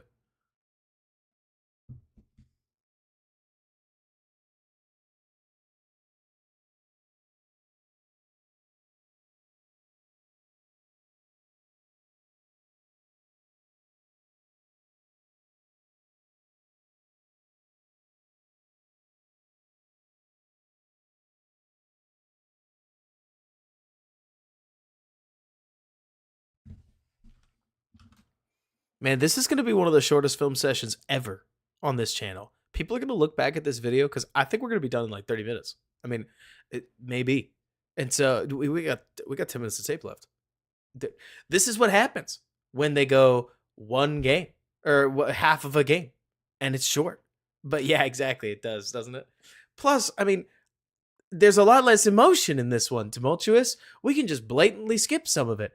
I am so excited, y'all. So excited. So excited. You have no idea how excited I am that we can break tape down, and generally speaking, we can be pretty nonchalant about a lot of it. I'm sure the sky will fall eventually. Don't get me wrong. But at least as the season opens up, we don't have to battle a narrative the whole way through, right? And so I appreciate that. I think it should be fun. Because while everybody's going to focus on did the Bears make, I don't know. I'm sure there are going to be some people that are going to focus on like, did the Bears make the right decision or not? But I think the story is starting to write itself. And I appreciate that. I mean, that's a little easier, I think, for everybody to swallow. Maybe you feel differently. Maybe you feel like everybody's still got a lot to prove. And certainly they do. But when I look at this Bears schedule, I see pretty extraordinary opportunity. And I'm excited to see what that opportunity breeds, because if the Bears beat the Titans, they've got a chance to start pretty fast over the first 9 games of the season. Maybe that means that they'll end up 4-5. If they do, I'll be thankful for the 4 wins because we don't get enough of them. But and then at that point, you progress forward. Maybe you pick up 5 or 6. We'll see. Let's finish out the 2 touchdown drives that we all came here to see. Quick throw underneath. Basic pass set. Get that ball out. Up and down.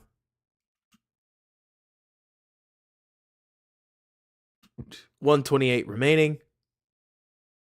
Is this it, or did they get one run play first? Yeah, they go draw. Roschon picks up the first. That draw could be money. And it's funny, right? Because if the Bears,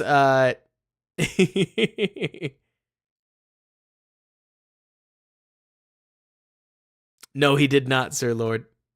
Thank you, Alex. The Tchaikovsky VOD. No, I got you, Alex. Especially if you bring it up, if you're comparing it to Tchaikovsky. Heck yeah. Check this out, boys. Oh, gotcha.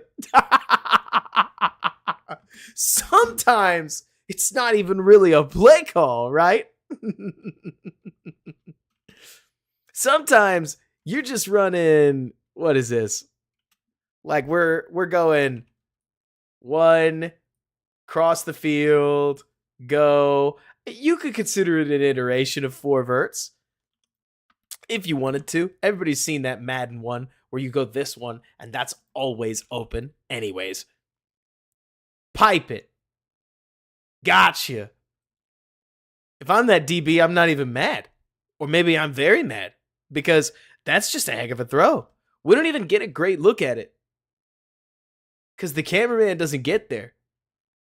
But like that doesn't get too much better, especially when Bears preseason lineman, right? The spin move catches him spinning. 73 off his track.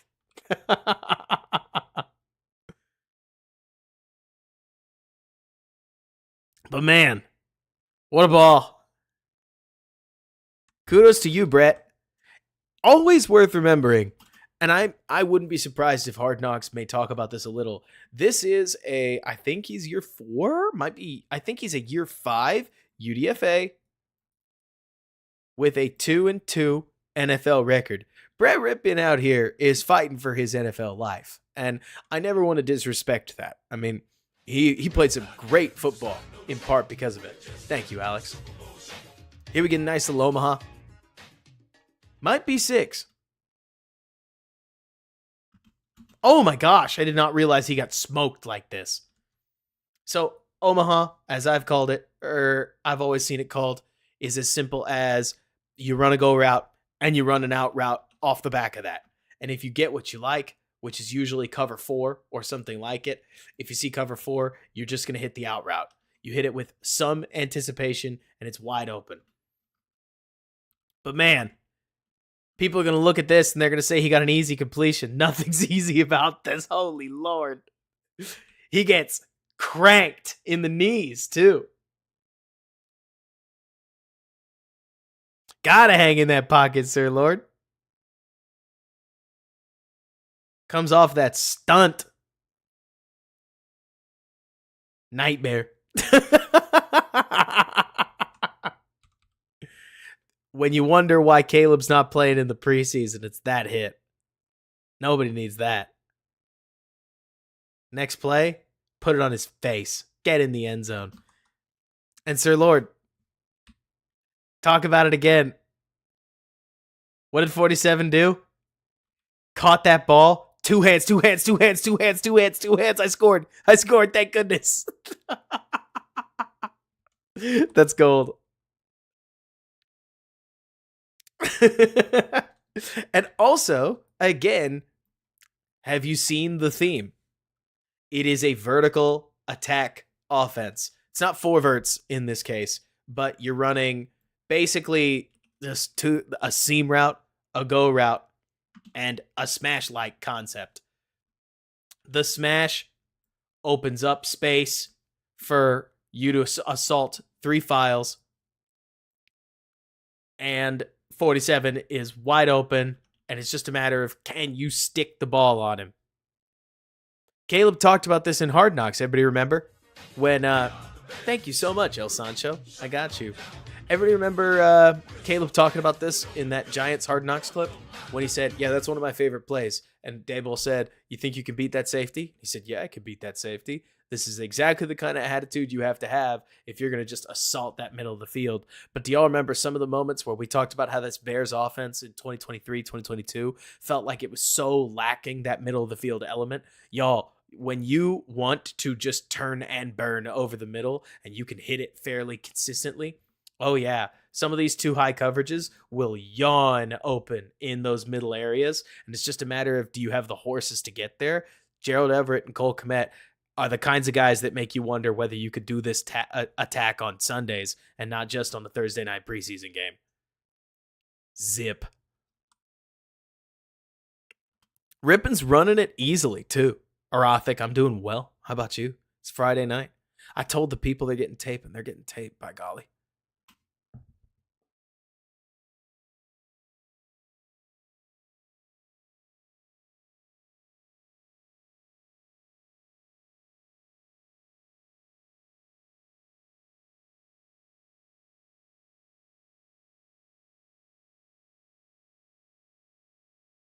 Ooh, tell me what you mean by that, Sir Lord.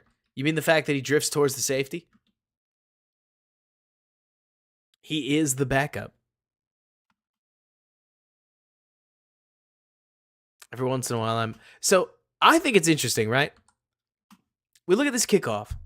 Man, don't take a drink every time I say the word interesting. Anyways, I've seen a lot of people talk about the kickoff, and they've said, I kind of like the kickoff rule. Y'all, the longer we kept going with the old kickoff rule, the more I hated the fact that it became ceremony. What I didn't like was the fact that we did a play that didn't matter. Like, we kicked the ball into the end zone. So we went to commercial, and then we came back. And then we kicked the ball in the end zone, and then we went to commercial again, and then we came back, and then we played football. I like kicking. I think kicking and special teams are fun. I think they are core parts of football. What separates football from rugby? The fact that there are special teams. Special teams are weird, and weird is part of what makes football fun, in my opinion. Fakes, onside kicks, crazy stuff, trying a double pass, field goal fake passes, the kooky 2-point conversions that you get out of stuff like this. I love special teams. I don't talk about special teams because I don't think there's that much to talk about when it comes to a channel like this. But getting to see this innovation so that we get more kickoffs that are meaningful is fun to me. It may very well cost the Bears a game or two. I'm not blind to this. Cody, how you doing? Thanks so much for jumping aboard. It wouldn't surprise me if the Bears may end up losing a game because they give up a kick return touchdown and people go, yeah, Robert, you like the rule now? And I will say, yeah, I do. Because it's so much fresher that the snaps all matter again, in my opinion. If we wanted to ban kickers, we would ban kickers. I don't want to ban kickers. I think kicking is fun. I actually think it doesn't get enough credit how hard it is to place... Yo, look at Cairo place this thing. Here, it's in slow motion. Kicking it from the 35. He's just going to stick that ball as far as he possibly can so that it lands. Do you see where that thing was caroming? That's going to land at the 1.5 yard line. That is going to land such that the ball is out at the 20. That is a near perfect kick. And it's dead center, so there's nothing you can do with it. He did, tumultuous. It's just funny watching this because it is world-class athletes getting an opportunity to do something world-class. And to me, there's no debate. I love that. That's great. Then they run a running play. It's not that the result doesn't matter. It's that the Texans had no real intention of doing anything with it. And then we're back, baby.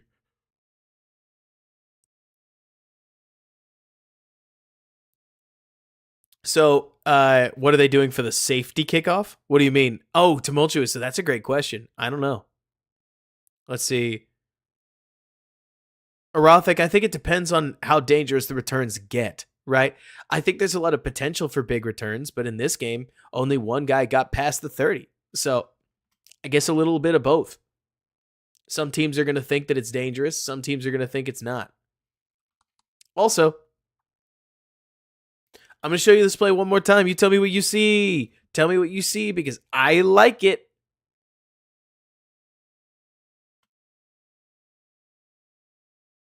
I'll give you one more. What do you see?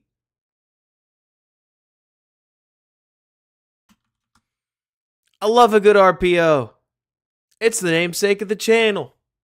This is totally an RPO. Like the stream for sure. But I love the fact that it's the preseason and we're going to run some RPOs. RPOs are pretty easy. Go for it. Confuse the defense. Give them a look you like. Test the corner. Doesn't work? Oh well. You picked up, 4 yards? It's a run game, right? It's an extension of the run game, and if somebody breaks a tackle, great.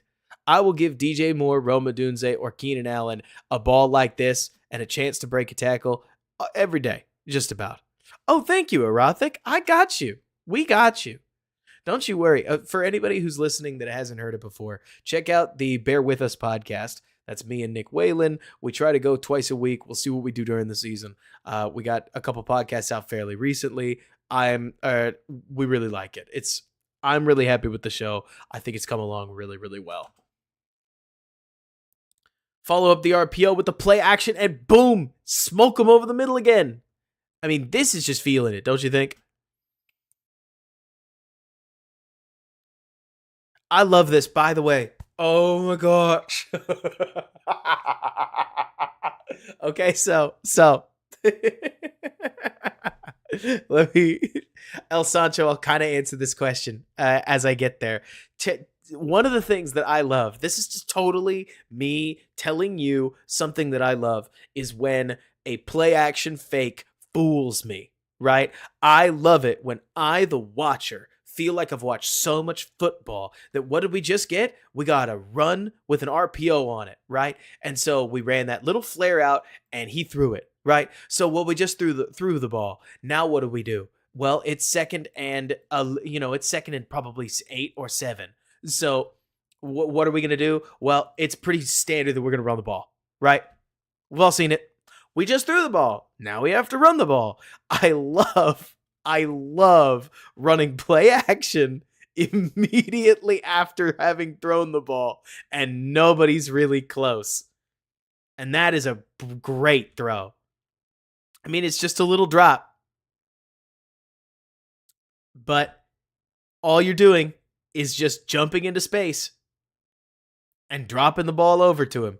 Caleb has thrown that ball a billion times at USC. We've seen him throw it a lot.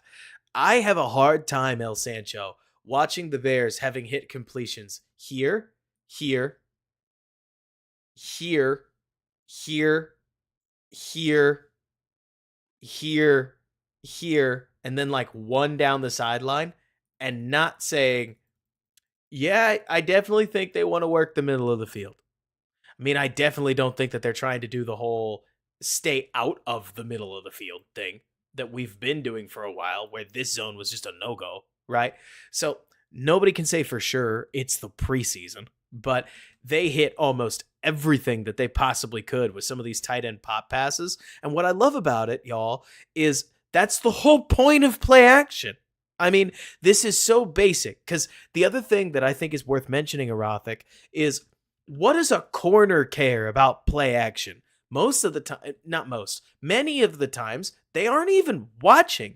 You have to attack the linebackers. That's why McVay and Shanahan are known for doing what they do. It's because when you drop that play action fake on them, it's the linebackers that are going to immediately all take a step forward. And then boom, your guy is gone, right? That's space that you're only getting access to, not because 27 stared at the run game. Like, look, he's watching his man. It's the linebackers that you want. And you got him, and you got him.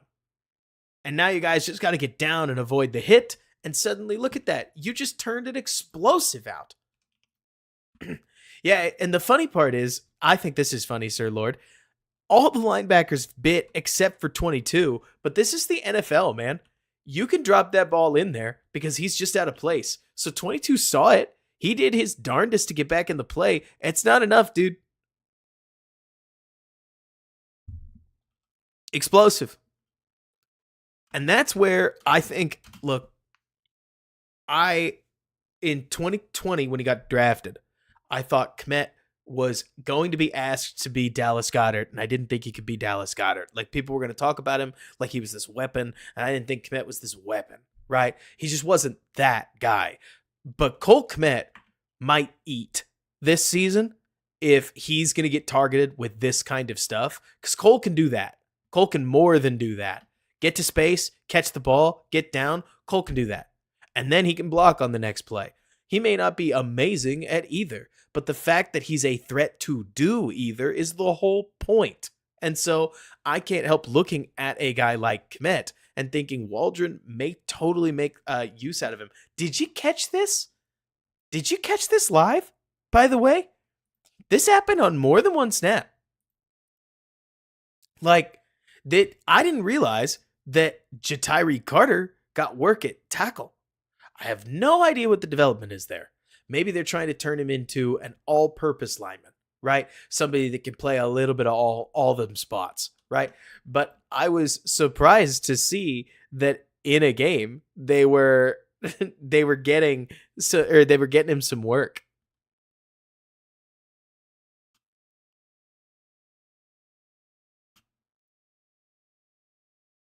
Pipe it again. Boom. I mean, you have to hand it to the guy. There's absolutely nothing you can say about Brett Rippen that isn't, okay, he was just on. The dude was putting the ball wherever he wanted to. Like, it's one thing to hit the big one to Colin Johnson once. It's another thing to put the ball in the same dadgum place over the same dadgum coverage. Like, Rippen Haplo came from, I mean, he came from the waiver wire basically, but he was Boise State back in the day, the record setter, if memory serves, for Boise State, if you can remember then. But then he bounced around the league, and dude, Haplo, that's the thing, right?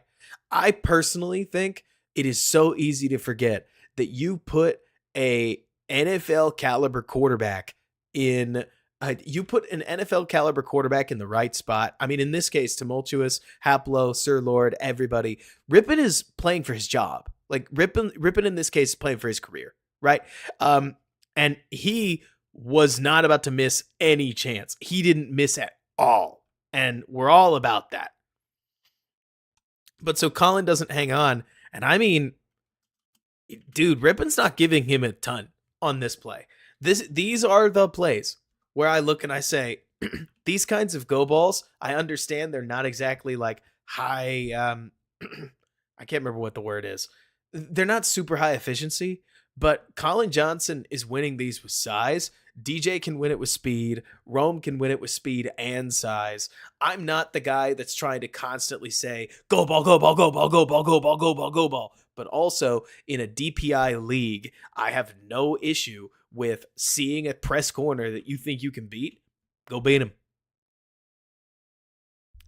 Bang. And that's the thing, Demetric. What I just didn't see is why Rippen playing so well reflects poorly on Bagent. I think it's a 3 QB race for a hot minute.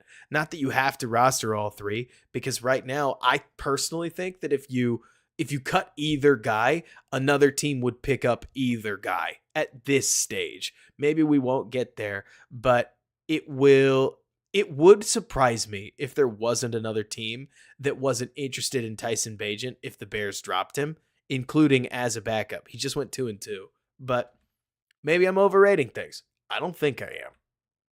Tyson isn't making some of those throws. We know that. But Tyson just doesn't make any, outside of the interceptions, interceptions notwithstanding, Tyson Bagent didn't make any, or pretty much didn't make any mistakes and didn't put the Bears in any negative scenarios, which I think is something that's valuable. Oh man, it looks like Rippen wanted to pop one. Hard to tell whether he wanted that or wanted that. What would you call that? Like sail? Sail-ish? I think sail. But so Rip's just gonna make something work. Get up. Good for 87. Go make a play. And I mean, look, I know nobody cares. And by nobody cares, we all care. We care a lot, right? These sorts of plays should be very, like, Caleb should make a lot of these. If Brett Rippen is sliding in the pocket, getting up in the pocket, and dumping the ball down, then I can near guarantee you that Caleb Williams is going to make a play or two exactly like that, and that should be a useful little set of yards. Here's Carter getting popped by somebody on the inside. It's a big old wide set too. Look at this Booker moment just from the other side.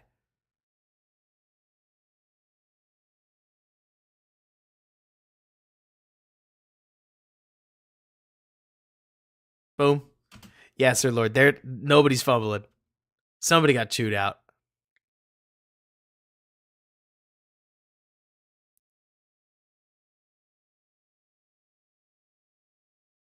Haplo, I don't want to go down that road. I don't have the heart. I will tell you that I saw some camp clips from Caleb Williams where he's already stepping up in the pocket, etc., and they make me happy. We'll see if he can translate him into a game, but it wouldn't surprise me if he can. The other thing, by the way, right? Like, I don't want to make anybody feel weird, but one thing that is interesting to me about Caleb Williams, you remember how one of the positives of Tyson Bagent was that he had so many passing attempts in school. I feel like it gets forgotten about that Caleb Williams has just a couple less passing attempts in college, just a couple less passing attempts than Justin Fields and Mitch Trubisky combined had in college. And Caleb is a game or so short. And I point that out purely because it's worth mentioning that Caleb comes to the NFL more experienced than a lot of the Bears' recent quarterbacks. And Haplo, to your point, that means that where we've gotten used to saying, well, he's a rookie, he should barely be able to see, right? But, he's a rookie. He should barely be able to get to read number 2. Hopefully Caleb can bite off a lot more of the whole enchilada immediately. Not that that immediately makes him a superstar. Not that that means that he immediately is going to be consistent. Just that there are some little things that we're hoping we see a little more of. And yeah, bare truth. Definitely, Carter, like the length matters. It also helps that it also doesn't help that Carter got screened a little by his own guy, and that recovery step wasn't perfect, but that's life. Tries for the fade again, a few far out. Oh, I mean, Demetric, you've heard it before. Better be lucky than good.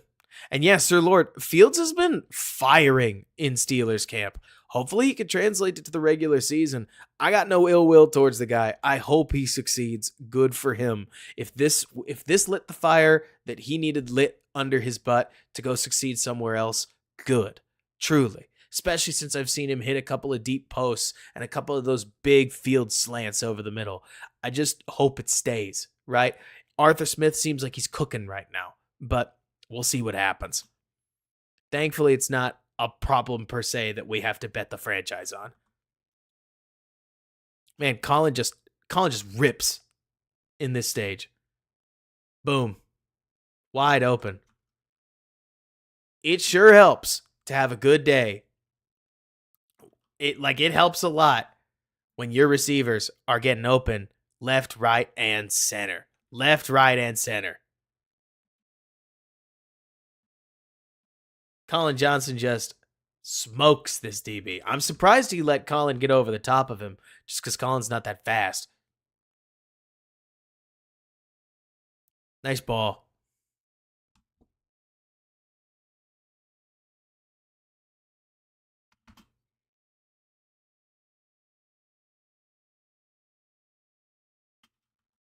Turf didn't help.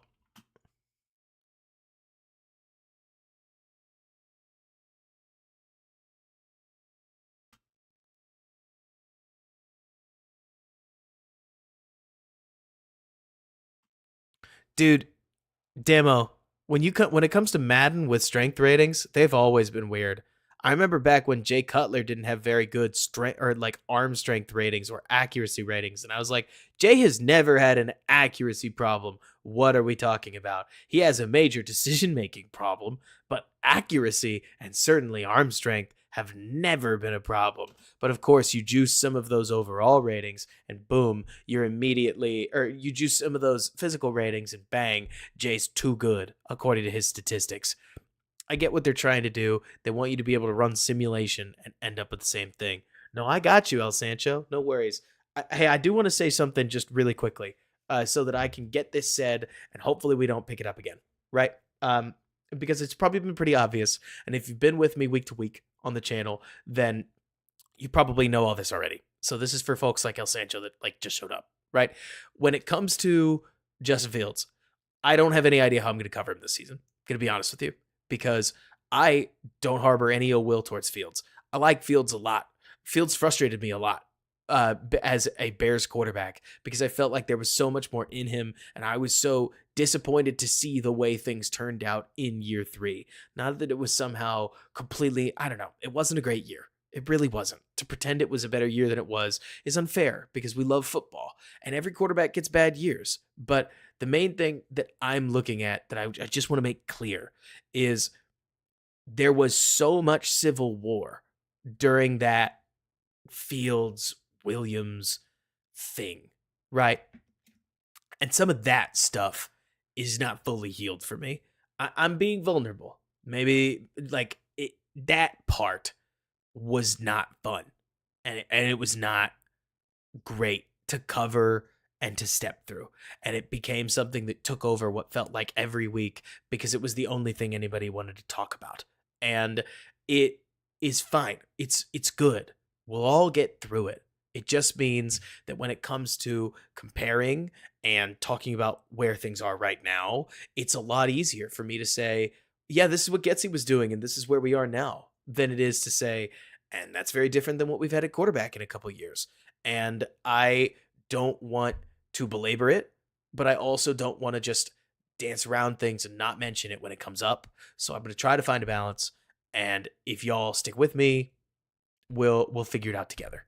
All that to say that there's my Bears PTSD from the Fields era. Dude, that guy, you don't remember. Maybe you don't. Maybe you do.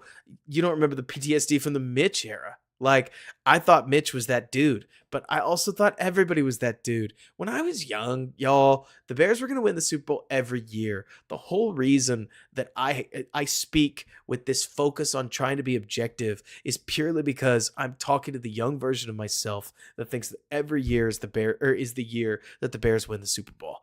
And I mean, with Mitch, it was like, hey, we just got through all this stuff in 2018. He threw a bomb to Allen Robinson to close out the Eagles game, and Cody Parkey couldn't hit a 43-yard field goal, and I am going to die. Like, that was, how did you not get stoked for Mitch during that time? And then I still swear I saw some of the best quarterbacking of my life when Nick Foles was playing under center, which is ridiculous because when I look back at that, it's like, I don't even think that's wrong. Nick Foles kind of balled for the Bears for a hot minute, but also the offense he balled in was a hot mess. So when Nick wasn't carrying the offense on his back, it really felt like this. When Nick Foles wasn't carrying the offense on his back, the whole offense fell on their face. Andy Dalton had his moment, Ryan, but Andy also got hurt so quickly, and by the time he came back, he was just an obstacle to see more Justin Fields, which was messy, right? Like, Andy was set up truly to be a massive lightning rod for unnecessary hate, which, looking back, was completely unfair. But Nick Foles, tell me, Bears fan, if you can name one Bears win over the last 5 years, not quarterbacked by Nick Foles, that you were surprised the Bears won the game at all. Try not to be too negative with it, but I can name you like 3. The Bears beating Seattle was shocking in 2021. The Nick Foles Bears beating Tampa Bay, who won that Super Bowl that year, was shocking. Like, Nick Foles, if you remember, took with a huge 3rd and 16 conversion, pushed the Bears to overtime, and like against New Orleans, who ended up quite good that year. And Roquan Smith ended up with a ball in his hands. God, if he catches it, he's an all-pro that year. And the Bears would have had, oh gosh, y'all, you want to talk about things that change, right? Like single plays that shift things. Yes, I'm off on a tangent. I'm going to live in it for a minute. If y'all remember, Nick Foles pushes the Bears on a 3rd and 16 into overtime after a huge field goal extends the game. The Saints receive. And when the Saints receive, then the Bears get the ball, they have to punt. And when they punt, the Saints get it back. All the Saints have to do is kick field goal. And on the first play of that overtime in 2020, I think it was. Yeah, I think it was 2020. Drew Brees throws it straight into Roquan Smith's hands. Y'all want to talk about butterfly effect? Roquan Smith is a Baltimore Raven right now, in part because he never quite got his due in Chicago. That one interception. Remember, guys, it was a Sunday Night Football game. I think, yeah, it was. It was a Sunday Night Football game. And if not, it was Monday night. So this was a big deal. I think it was. It may have been America's Game of the Week. Gosh, it was a primetime game, is all I'm remembering. If Roquan Smith catches that ball, runs it back the other way, and scores, the whole internet would have exploded. That would have been Roquan's I am that guy moment, and it would have happened in a Bears uniform because he never quite had that, right? Roquan did a lot of things right, but he never quite had that moment where because you see it with all the other defenders, they have that dude moment. Aaron Donald closing out the Super Bowl, obviously, right? Hakeem Hicks had like 5 that dude moments in 2018. I'm going to say something ridiculous, Bears fans, but the more I look back, I don't know if there was a better defensive player of the year than Hakeem Hicks in 2018. Never had the repertoire. He did not have the hype to actually win that award. That would have taken every single person being a near football coach level analyst that could watch absolutely every single team across the board. But Hicks was one of the most dominant defenders I've ever seen in my career thus far. He was eating double teams on first down, and then on second down, he was beating triple teams to create sacks. I mean, Bradley, you say better than Donald in 2018 specifically, not 17, not 19 when he started to get hurt, and certainly not in 20 when he never got it back. Hicks was one of the best defensive players I've ever seen. He was a 3-down monster that could sack you twice and then stuff you for a run loss in the same series. And it was wild watching some of this. Do y'all remember? It was Hicks, wasn't it? That basically won that 2018 game against Miami. Gosh, hairs standing on end. Hairs standing on end talking about that. Do y'all remember Hakeem Hicks putting an arm and a shoulder down and creating a fumble out of oh yeah, you're right. New poster. Sorry. They ended up losing the game against Miami, but I'm thinking about Hicks creating a fumble out of thin air that felt like it kept him in it for a hot minute. That's what I'm talking about, Sir Lord. The forced fumble at the goal line in overtime. Like one of those you can't fake it kinds of plays. That was one of those, Sir Lord, where it was like, what is this? We're going off. Then, like, Hicks even went so far as to score a touchdown against the Giants game. It was awesome. Totally not fair. Then Danny Trevathan in 2018 was phenomenal.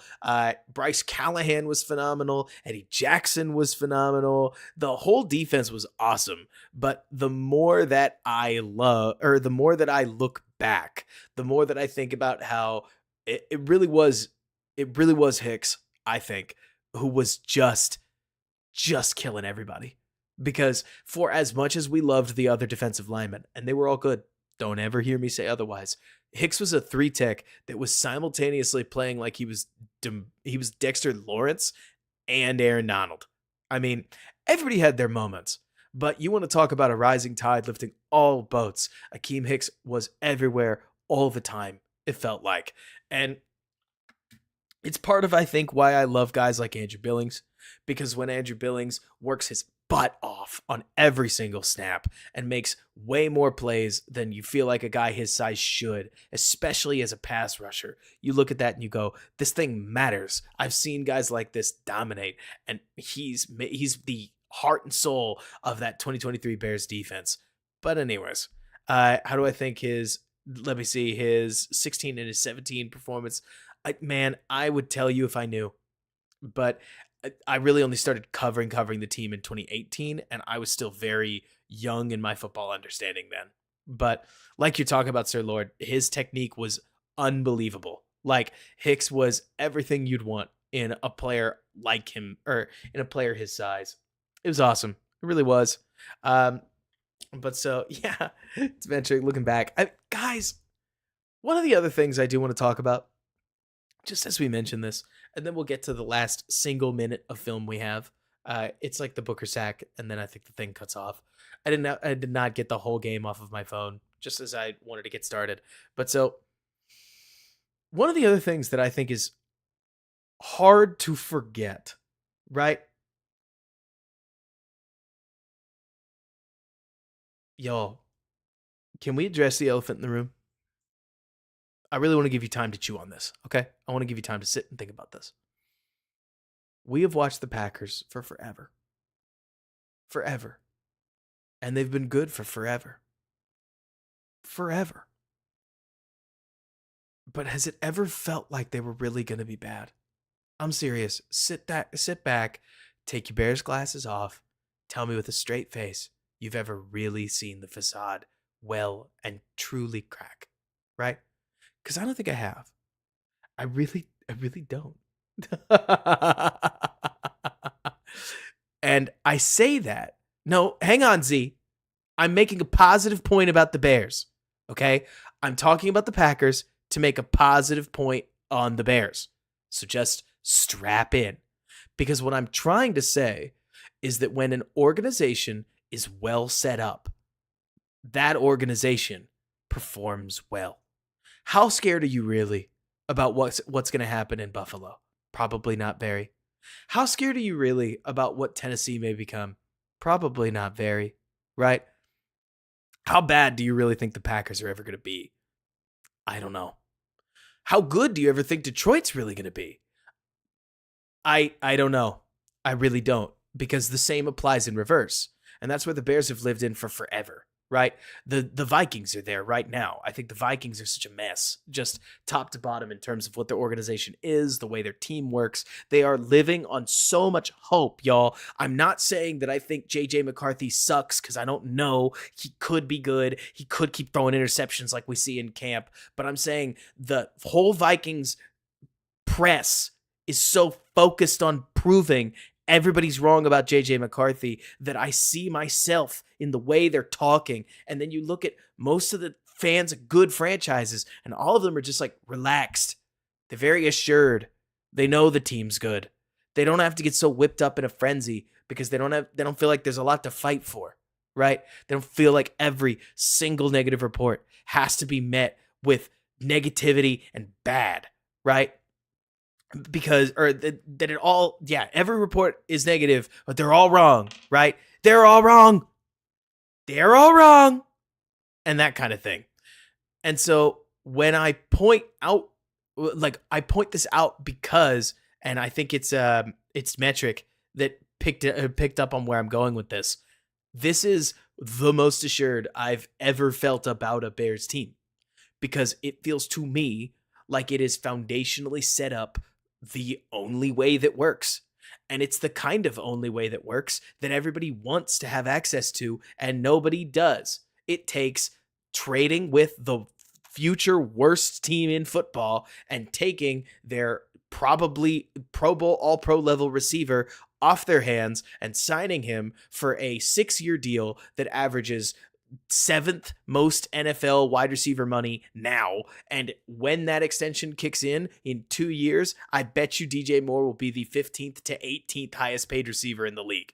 I mean, some of the stuff they have been able to do is so lucky that it really brings you face to face with that old adage in football that it's better to be lucky than good sometimes. And Ryan Poles has been pretty lucky, and it is way better to be lucky with where he has been in the draft than it is to have gotten every single Claypool move right?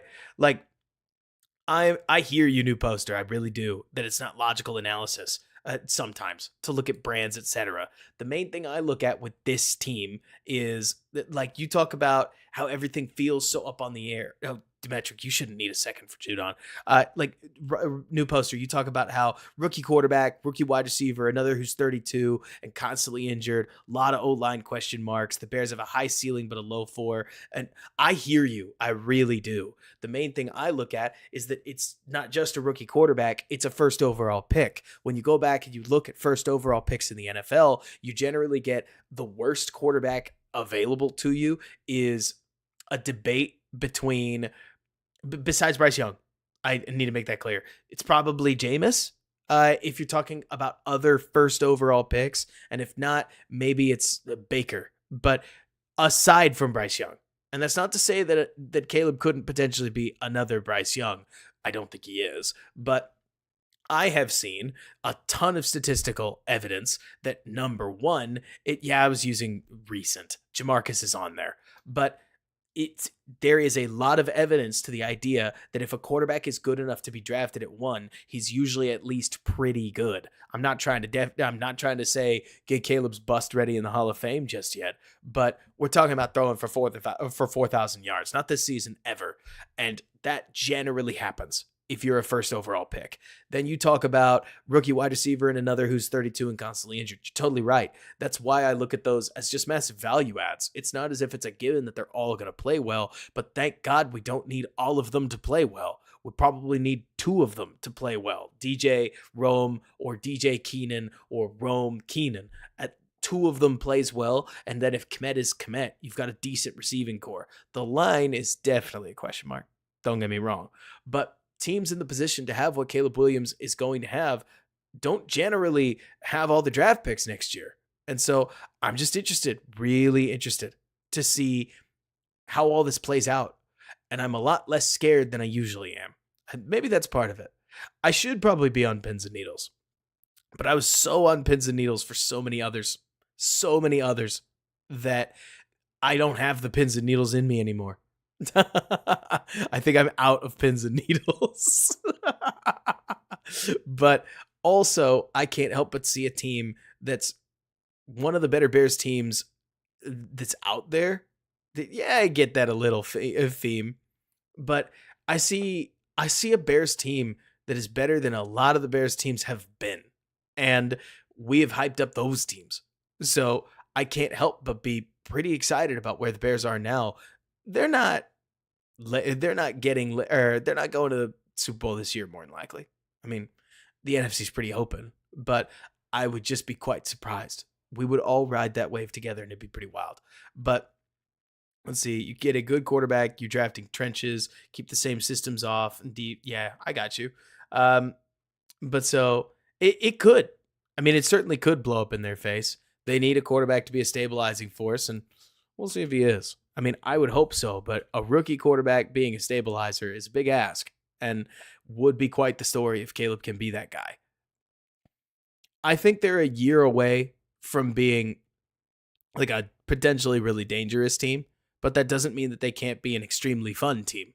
And the Bears have been too sad a team for so long that I'm perfectly okay with things as they are.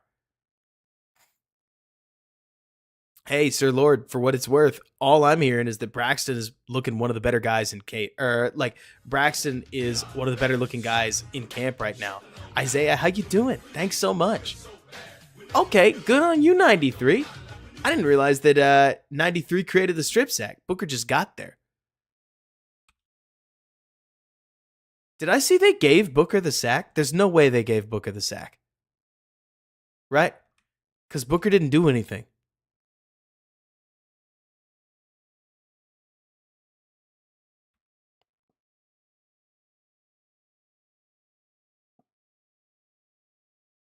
They did what, Demetric?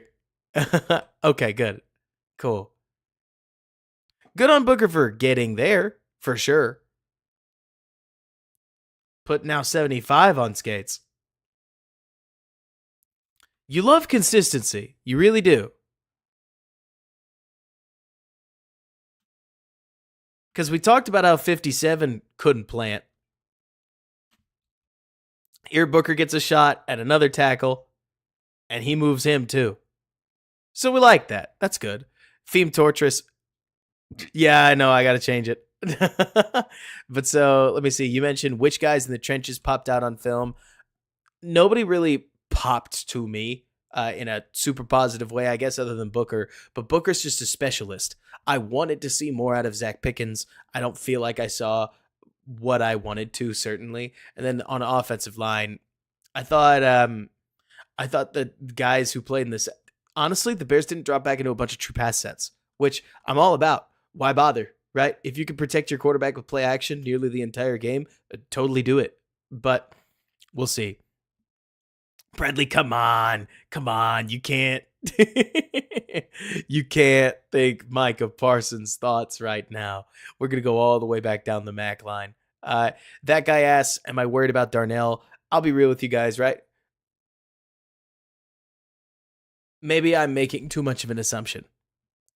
Darnell Wright in Darnell Wright in Tennessee was known, we all heard reports about this, with some of his coaches considering him not the hardest worker, right? So he gets that rap. He wows the Bears. Now he's got something to prove. He supposedly gets the conditioning test wrong and shows up having trained to do the wide receiver stuff, right? Comes to camp, works hard, has a good season, goes to the offseason. I'm not trying to say that I think Darnell took a load off, but also most linemen, especially offensive linemen, don't just casually wear 310 pounds. Like, the Mekhi Becton problem is a rare one, as I understand it, because most people are working hard to keep up 310, 315 pounds in the first place. They can't keep that weight on. But then you look at Darnell, and he was probably playing 355 in Tennessee. When you've got the frame for it, you will add weight in a hurry. I think he's playing his way into shape. This is what I'm getting at. I think right now he probably came to camp, maybe not, probably a little over. Wouldn't surprise me. And it doesn't help anything that Montez Sweat is a nightmare matchup for him because he does a lot of what he does with his length, he being Darnell. And Montez is one of the only edges in football that outreaches him. And so, or at least matches his reach. So that's a tough rep for him anyways. And add the fact that I bet you he's playing his way into shape, which is normal. It was July, only a couple days ago. I will worry the moment that Darnell shows up in a game and doesn't play well. Like, there are some of those guys, in my opinion. What was it? Who asked? I'm going to find this. Oh, it was that guy. I'll worry as soon as I see a real game where he looks worse than he did last year. Honestly, Sir Lord, I thought he was pretty good considering how bad a lot of rookie tackles can be, but I get what you mean.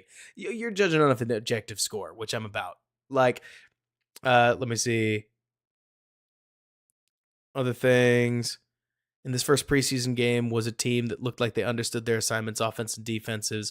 Was it perfect? No, but you saw good play a week after practice. Yeah, I'm right there with you, Bear Truth, where I think especially on offense, they looked like they had full command of what they were doing, which it sure helps when they're being led by a guy who has full command of what he's doing in somebody like Brett Rippen. It's not to say anything about Tyson Bagent. It's more to talk about Austin Reed.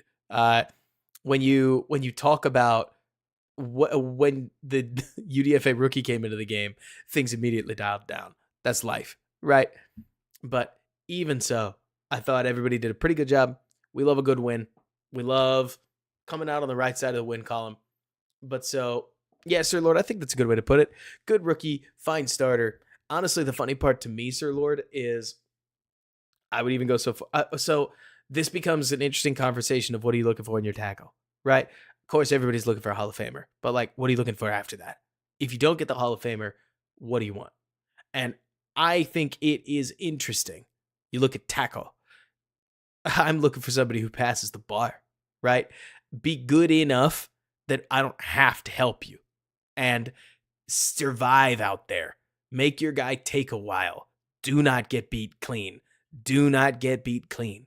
And then let us throw shotgun 3, shotgun 5, 7-step, or like shotgun 3, shotgun 5, play action 7-step drops, and get the ball out on your first or second read. If you can do that, you pass the bar, especially if you could do anything in the run game. And the funny part is, to me, I think Wright did a lot of that. It's not to say that we don't hope he can't get better, right? But so I look at Wright, for instance, Sir Lord, and if he stays about where he is, love it. Like, that will do. I would like him to get better. I hope he's a cornerstone. Isaiah, thank you. Tell your friends. Like, we really love putting it together. We really do. But so I'm so intrigued to see how Darnell Wright grows. But it's funny, right? If I got to choose, Bears fans, here's a question I'll ask you, okay? If I could tell you right now that somehow I was able to give you the power to choose either Darnell Wright or Rome Odunze, one of them, you could make them a 99 overall Madden player. The other one, I don't know. Not implicitly bad, not necessarily. They could end up very good too. But you get to make one of them a 99 overall player. Does anybody pick Darnell Wright? Because I would tell you that in the current NFL, I think at that point picking the receiver is the only answer. Really, Bradley, I'm surprised because I would tell you that I think dominant receivers. Did we see? I know it feels cheesy to say this. Did we see what Tyreek Hill did for that Miami offense last year? The other way to put this is to follow the money. Justin Jefferson is getting $35 million a year. Justin Jefferson is getting paid almost as much as Baker Mayfield. And that's the thing. I hear you, Robert. Like, where you look at this lunch pail city of Chicago, right? And you say, well, we need better linemen. But also, I think you look around the league, and a lot of offensive lines are built to be good enough to get the job done. Yes, of course, you want a great offensive line, but Cleveland had a great offensive line, and they had okay weapons, and they had an incredibly strong defense, and they lost to the rookie stellar quarterback who had Larry Tunsil and a bunch of guys on his offensive line. It's a weird and inverted thing to talk about, and I don't ever want to pretend like it doesn't sound weird every time I say it. I know how it sounds. But when you've got a quarterback that can get the ball out on time, when you've got receivers that are consistently open, when you've got an offensive coordinator that's planning around these things, your offensive line doesn't have to hold for 4.5 seconds of play. And hopefully that means that you can, in the world of trying to be cost effective and building a roster, build accordingly. But it takes time. We'll get there. I'm stoked to see these DBs, not the ones as we go, but I'm talking week one. What am I excited for? I got to be honest. It's Tyreek Stevenson, Jalen Johnson, Kyler Gordon. I have become weirdly Brisker pilled as this like hybrid linebacker guy, and Kevin Byard. You give me those five squared up against the hurt remains of the Titans receiver core against Will Levis and a poor defensive line. Y'all, if we get Javon Dexter to pop a little bit, like that's going to be so interesting to see how this thing plays out, or if the Bears make a move. Somebody asked earlier, would I trade a second for Matthew Judon? I don't think Matthew Judon's got that kind of value. I really mean this. I'm not just being a hater.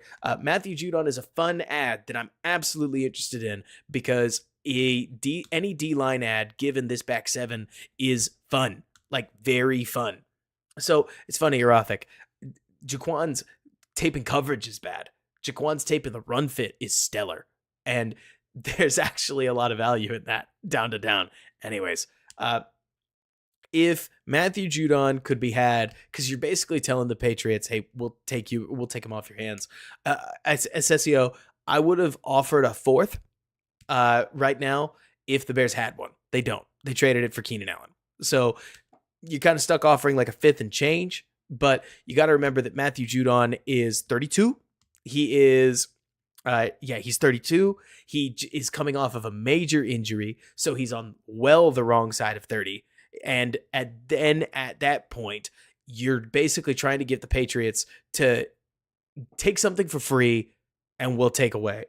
Do they have another fourth? Oh, well, I might be stupid. Anyways, it's very possible. Oh, wait, are you talking about the Fields fourth? Because they don't have that one yet. But let's see. You've got to have. Oh, the y'alls. That's funny. Right, New posted. That's how I felt about it. I heard all the different y'all, like coming from Nick, and I was like looking around. But so, anyways, for me, Sir Lord, I remember watching that 2022 game. This is a dangerous way to set a prior, right? I remember watching that 2022 game where the Bears beat the Patriots and Judon was outstanding. I thought he was so good. Now, that is 2 years ago. So that was when he was 30.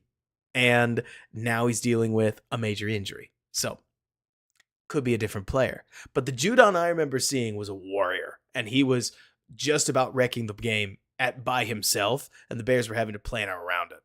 But the big question is pick and money. If you can do something for cheap, like a day 3 pick, and then you stop him, and then from there you're able to secure him for $12 million a year or less, I think I'm interested. But the moment that Matthew Judon wants $20 million a year, you're hosed. You can't make that move. So we'll see. Somebody asked earlier, I think somebody asked right now, who's a better quarterback, Jordan Love or CJ Stroud? I'm going to go with CJ Stroud. It's not that I think Love is bad. I made a whole video about this. I thought Love was good. And the weird thing to me about Jordan Love is I think Jordan has a bunch of bad habits that feel to me completely unnecessary, that I feel like the shoe's going to drop and they're going to bite him at some point.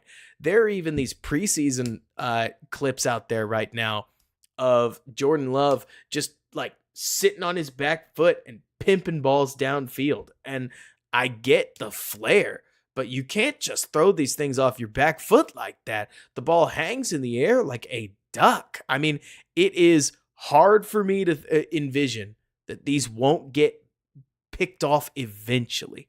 And I still think Love can stand in the pocket and drill it. Wait a minute. What's going on? Now you got me running.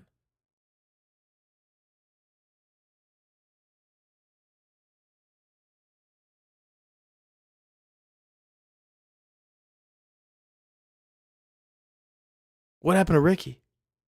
What happened to Ricky, that guy? You mean the Goodell thing? But so anyways, I think Love can run that offense really well. I think Love can deliver strikes just about anywhere he wants to. I think that there's all kinds of things that Jordan Love legit does very well, and his arm talent is great. But we live in a funny time. Don't y'all remember when quarterbacks throwing 20 interceptions was kind of normal? Like, do we remember this league? 16 games a season. Eli Manning threw like 17 picks, and that was considered a lot. I think that was considered a lot. I could have sworn Jay had like a 21 pick season. Maybe that was Eli. Like, it wasn't that crazy. It wasn't that crazy to throw 15 to 20 interceptions over the course of an NFL season. Now, a quarterback throws 10, and that's considered a lot, which is wild to me. Wild and crazy. The way that the NFL has changed. So I don't know what Jordan Love's future is going to look like. I really don't. But it feels to me like Jordan could easily add 5 to 7 interceptions compared to last year's season. And I just don't know what that would do, because last year it felt like he played an extremely clean year. Then in the playoffs, the 49ers put the screws to him, and I thought Jordan Love's bad habits reared their head. He is still not a bad quarterback. I would tell you with a straight face, I think Jordan Love is probably going to end up settling around the 10th to 12th best quarterback in the NFL. That's a pretty good player. Is that worth $55 million a year? I'll let you make that decision. But that's a pretty good player.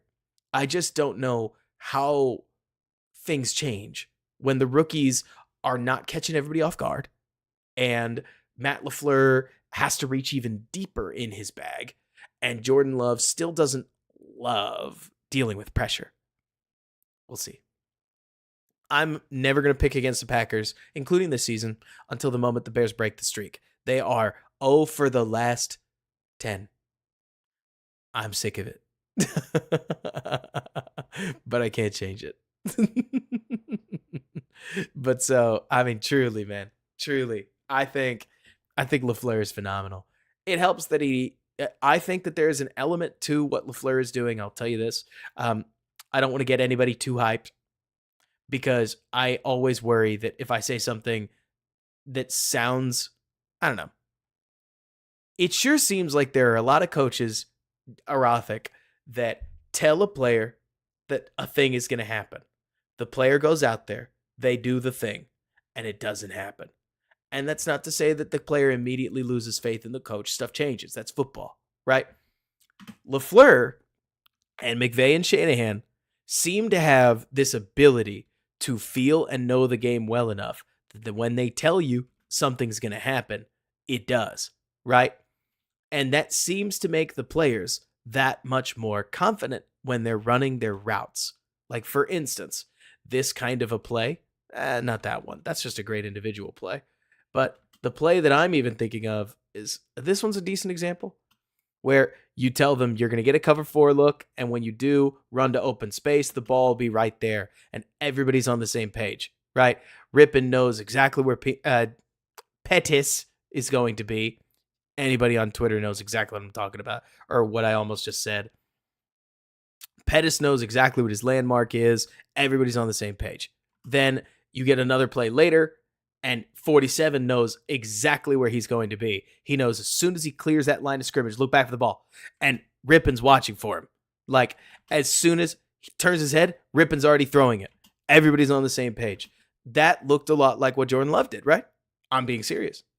Really think about it. What Jordan Love did looked like this, right? It looked like Brett Rippen playing in the preseason. It looked like everybody on the same page and everybody involved in Green Bay, whether it was Jaden Reed all the way down to Dontavion Wicks. Everybody was on the same page that when I break this slant, I'm going to be 5 yards open. And yeah, you were. And so here, 47 is wide open. He knows he's open. His quarterback knows he's open. Ball hits him in the hands, 2 hands down. Now I don't even know what celebration I'm doing. So I'm just throwing the ball on the ground. I look back at what Matt LaFleur did, and I think that was the biggest advantage, Rafik, that he has consistently brought to his team. He knows the game, and when he calls his plays, he knows what's going to happen. I'm really interested to see how they navigate losing Aaron Jones. This isn't talked about enough, I don't think. Is Aaron Jones aging? Sure. Josh Jacobs isn't Aaron Jones, though. Like, those of us who've been on this channel, like El Sancho, there's a lot of streams you missed over the years. Aaron Jones is unbelievable. Aaron Jones, as we've seen on this channel, I think is one of the best weapons in football. But at least when he was younger, Aaron Jones was an absolutely unbelievable player. An unbelievable player. And so to not have both Aarons in Green Bay feels like a massive win. I mean, what a dog that guy was. What a dog.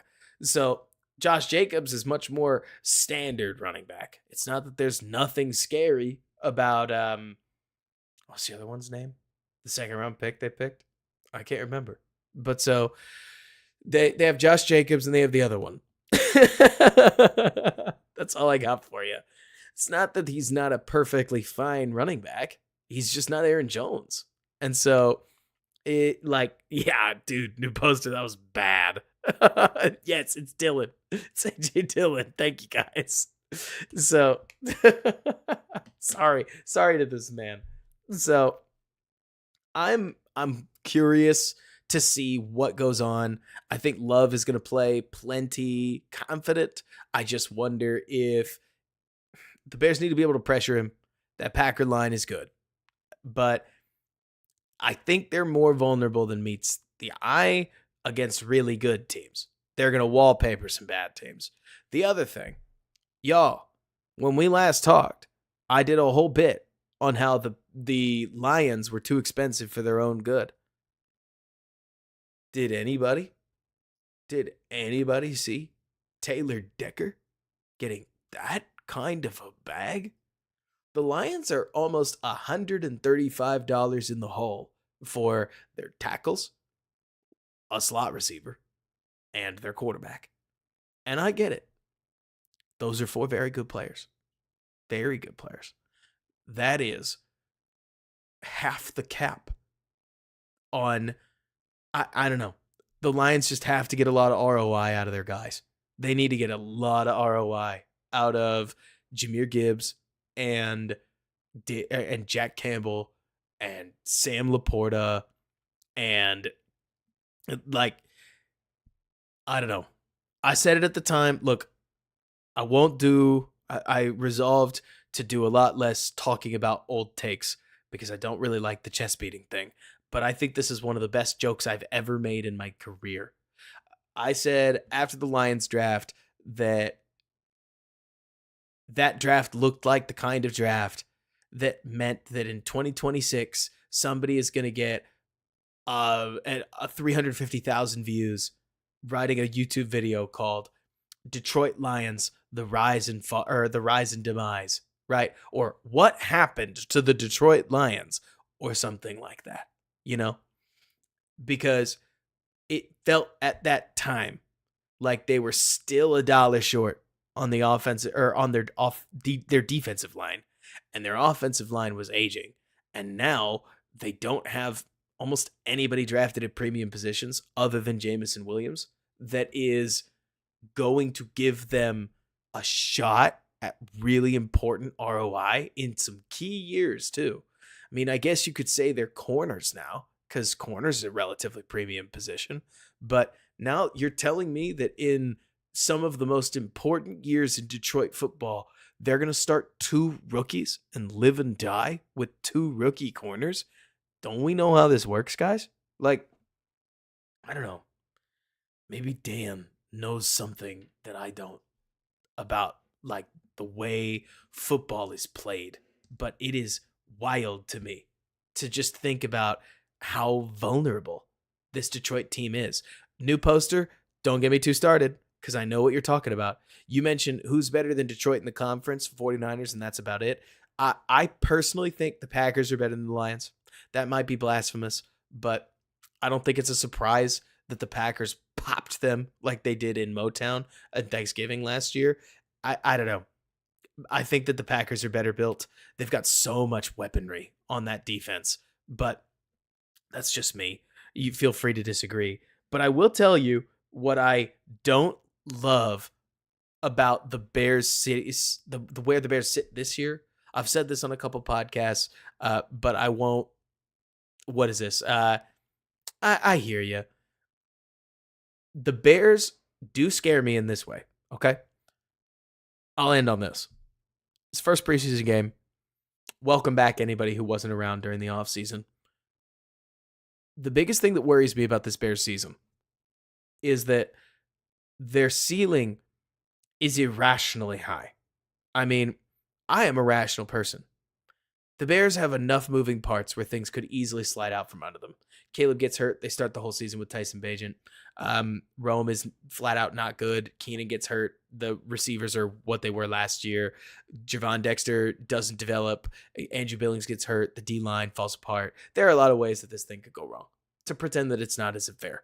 They're just not secure enough in their depth and talent across the board to pretend otherwise. But, new poster.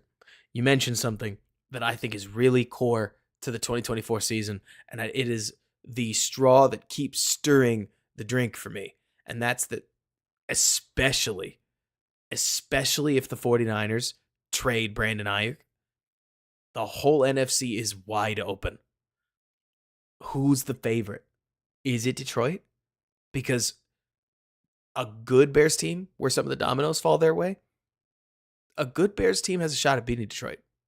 Is it the Eagles? The Eagles are definitely a good thought, but the Eagles struggled last year. Is it Dallas? What? The Cowboys are beatable. These are a bunch of teams that would be favored against the Bears pretty much no matter how the dominoes fall. But the playoffs isn't a 7-game series. It's 1 game.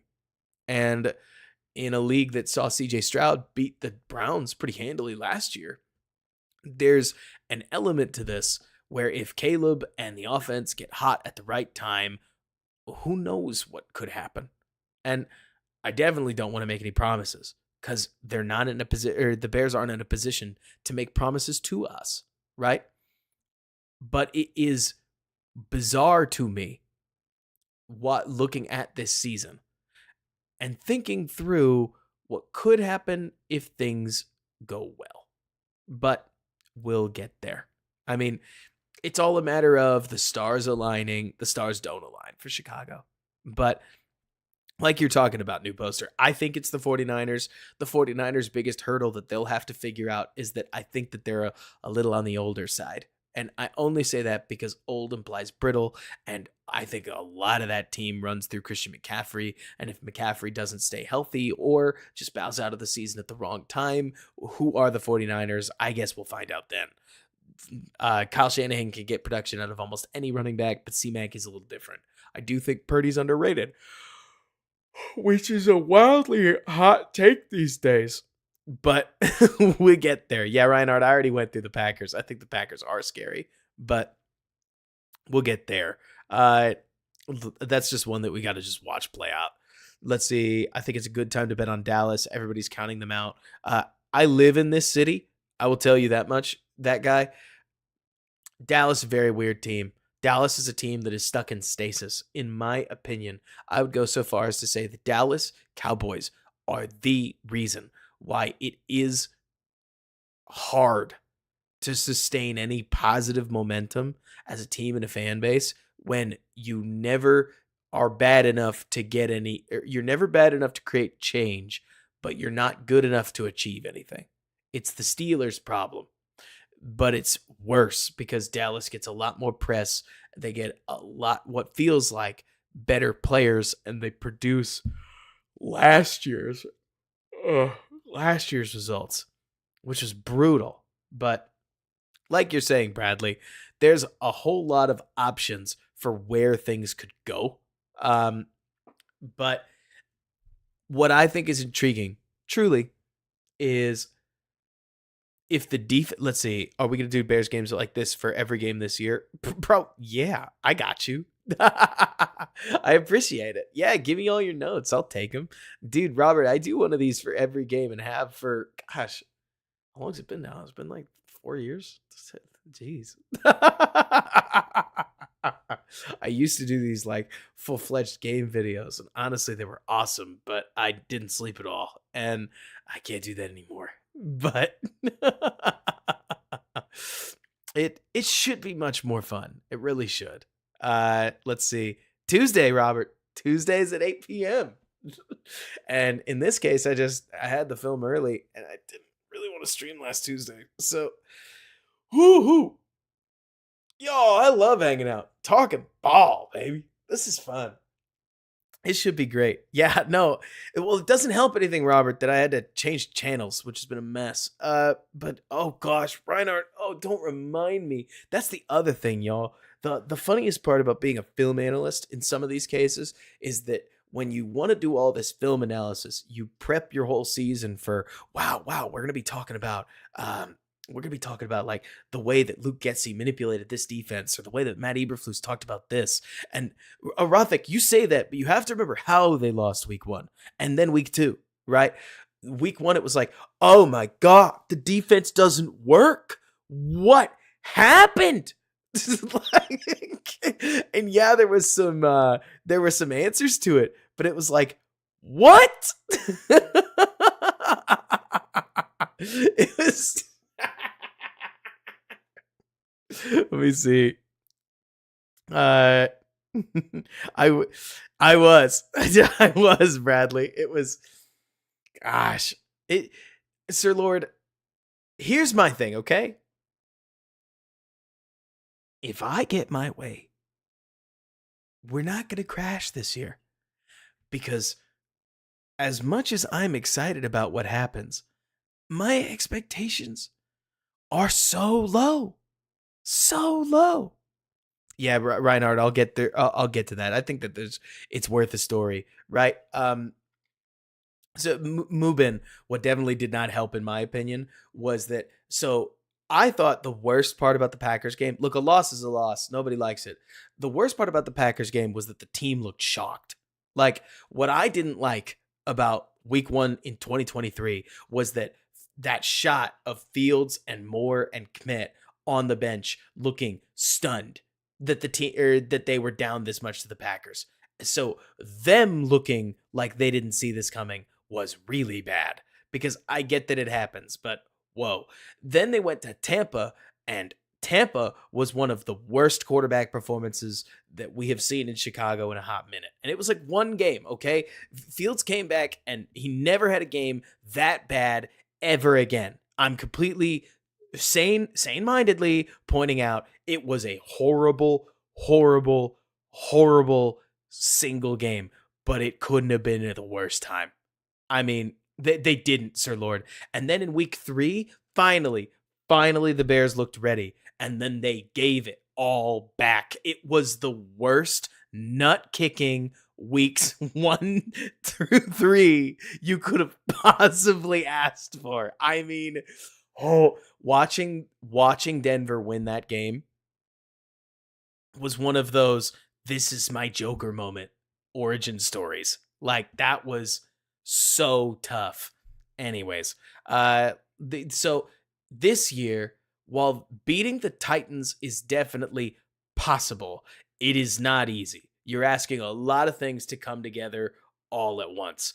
I believe we can get through all of September, and no matter what happens, we can have some fun. There are a lot of ways that things could go right. Let me use an example. In week 4, they play the Rams. And if they were playing the Rams at just about any other time, I would be a lot more, or I would basically tell you that the Rams are the better team and the Bears should lose. And that's just that.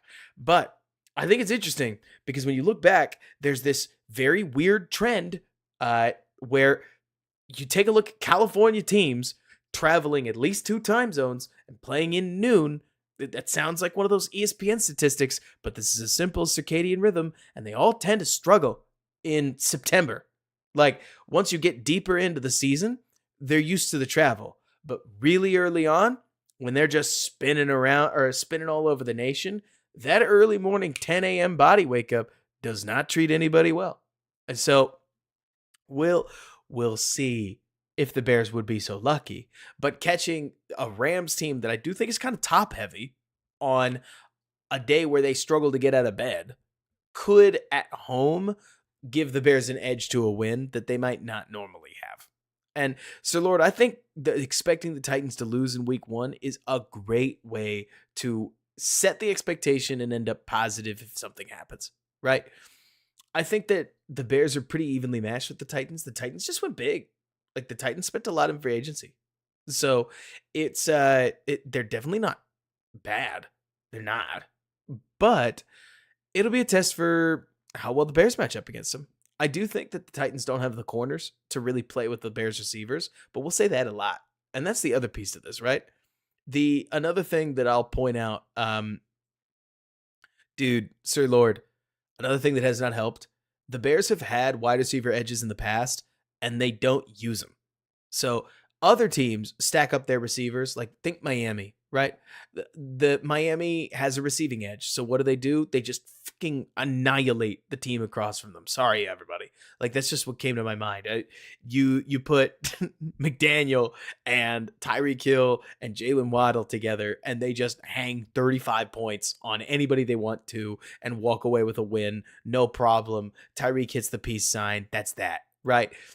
The Bears, throughout my tenure, if they have, say what you will, but Darnell Mooney, DJ Moore, and Chase Claypool sounded like a much better receiver core than what we got last year. Instead, you would have thought that nobody else was playing other than DJ Moore. And like you're talking about, seriously, Sir Lord. So I don't blame you for, in your brain, going, yeah, the Bears have all these receivers, but like, what does that really mean? Especially when 2 of them are legitimate question marks. So if things work out and the Bears receivers are actually kind of dominating, that may change the math for you. But I don't blame you for slow playing it a little bit. The other thing, Sir Lord, that I don't blame you for slow playing, like a normal person, is the rookie QB thing, right? A lot of Bears fans are doing a lot of glossing over the fact that they've got a rookie QB, and how often does that like really work for almost anybody? Oh, give me just a second.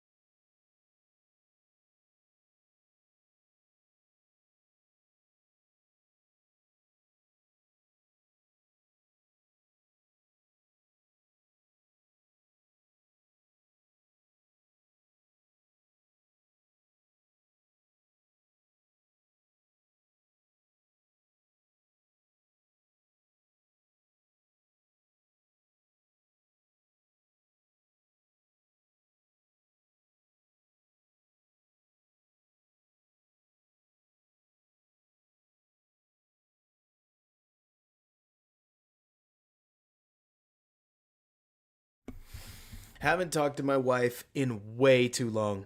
Way too long. Because she's in Colorado. So thank you, everybody. I got that call out of like I just felt my watch buzzing and I was like, oh, I'm taking this. Any of my married folks, you know exactly what that is. Like you get that call and it's like, oh, I'm dropping everything I'm doing. But so let me see. Let's see. What are we looking at? Where's it? Where's the conversation? I did have a hype video for Foles. I really did. And I mean, the other thing that I think is funny, when I look at Foles, I really mean this, dude, Reinhardt.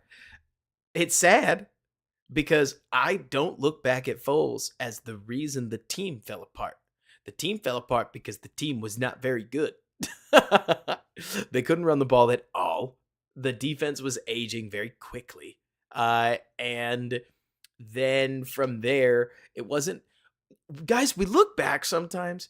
Do we remember that we thought Allen Robinson, Taylor Gabriel, and Anthony Miller was a killer wide receiver group? Like, it's so funny looking back at just the history of Bears and what they've been. But so, oh, for what it's worth, new poster, I had a feeling that might happen. Like, I partially made that video because it was funny and it was going to go off online. Y'all, I love this part where we can just talk about just all of it and the story. I knew that team was fake. I knew they were just winning a lot. I just had this idea for a video and it was funny. And so I was going to make it. One of my favorite ones, my two favorites that I go back and I will actually watch them. I think my Tyler Bray hype video is one of the funniest things I've ever made. It still makes me laugh. Like layering centuries over a bunch of Tyler Bray highlights was one of my favorite things that I've ever done. And then I also thought that let me see, the other one that made me laugh a lot was I thought that the Matt Nagy I'm out video was really funny because normally most people would like, let me see, most people for Matt Nagy would post a bunch of stuff that was long-winded. Like everybody had long-winded stuff. And so I liked this idea of taking a simple song everybody knows. It had to be the Hey song. And if y'all go back, I didn't just pull little things. I pulled the announcers just scathing Nagy. Like I had so many great audio clips of, yeah, they're putting that one in the trash and they're lighting it on fire. Yeah, they're never going to run that formation again. Like, I mean, so many moments of just like really bad. Also, for some reason, tangent moment, y'all, but I'm going to bring this one up just because it's funny. One of my favorite calls ever, looking back was, gosh, I can't remember who said what specifically, but do y'all remember John Fox in, I think it was 2017, lining Connor Barth up to kick that? Yes, it was. It was 2017. It was against the Lions. Do y'all remember this play? It was Mitch's rookie year. Nothing had gone well. They're playing the Lions. It's 4th and 1 billion. And Mitch picks it up with his legs out of nowhere. Sets up a game-winning field goal. It's Mitch's big moment. That's the rookie moment. This guy has thrown 7 touchdowns and 7 touchdowns and 7 interceptions, and we are trying our best to get really hype about it. And John Fox trots Connor Barth out there, and Connor shanks one of the worst field goal attempts I've seen in the NFL in my life. Like, Reinhardt, do you remember the one I'm talking about? Like, it was nowhere near. Connor puts that thing almost a full field goal post wide right. And it was wild looking back. I've never seen a kicker just hard drill it so far off the mark where the moment it came off his foot, it was like, what?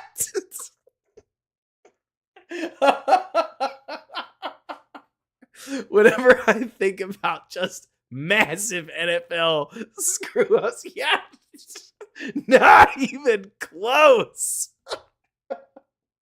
That one makes me giggle. Anyways, like, oh man, yeah. The close up on John Fox was funny. I loved. I still remember, what was it? Eddie Pinheiro missed one against the Chargers, and they hard banned to Mitch Trubisky with his mouth hanging open, and it was so funny. Like, the Bears have had some great ones when it comes to missed kicks. Unfortunately, they're funny to look back at now, I guess. But so, Oblivion, basically, hooray! Preseason happened. It happened. Shane Waldron runs a vertical offense. They run a lot of seam routes and pop passes and four verts, and I'm about it. The offense looks together. But so, oh man, Reinhardt, how could you forget the challenge touchdown that became a touchback? That was so funny, and it was like right on brand too. Another one. Let me see. Oh man. Last year I had a sick amount of fun. I would never admit this to anybody but you guys, so I guess I'm admitting it publicly, whatever. I had a sick amount of fun watching watching the Bears blow leads after the Denver game. The Denver game was unbelievably frustrating. After that, I just started sitting around waiting for it to happen. And when it happened against the Lions, it was like, this is unbelievable. When it happened again, I can't remember the third one. It's just, Cleveland. Cleveland did make me mad again, actually. I tried to enjoy that one, but Cleveland made me really angry. I could not believe that they didn't close that one out. And then I thought Arizona was going to do it. Arizona just couldn't move the rock. But let's see, use WeTransfer instead of, that makes sense, Jonathan. It really does. But so, dude, Sir Lord, what's crazy to me is when you go back and look at it, Fields places that curl route just high and right enough that Moore can pull it down. And if he doesn't, it's a pick the other way, which, game of inches, kudos to Fields for pulling that thing down and icing it. But oh my gosh, Sir Lord. You want to talk about the butterfly effect, et cetera, et cetera. Can you imagine? Packers lose. Tampa lose. Denver lose. Washington pick six, run back the other way, run back the other way, game over. I am glad we didn't live through that. We did not get something fun, don't get me wrong, but that would have been tough. We would have so it's so funny, man. Oh gosh, how did I forget, John? I keep erasing the Chiefs from my mind because that was one of those games. Oh man, John, I still think that looking back, it's so funny. Like, another great Bears moment was Taylor Swift comes to her first like public NFL game. Everybody's so excited about Taylor Swift, and they're all just watching the Bears get absolutely annihilated. And I was just sitting there on the other side like, why are there so many people watching this game? Like, why did this game have to be the one that everybody wanted to watch? Pick the other ones. Pick anything else. It was so bad, Erotic. It was such a beating. But so, yeah, it was, oh gosh, it really was. They got that dude. Man, Akesio, if that had happened, yeah, that would have been something. Anyways, Look, it's always possible. Always possible that I'm over my skis again about this, that, or the other.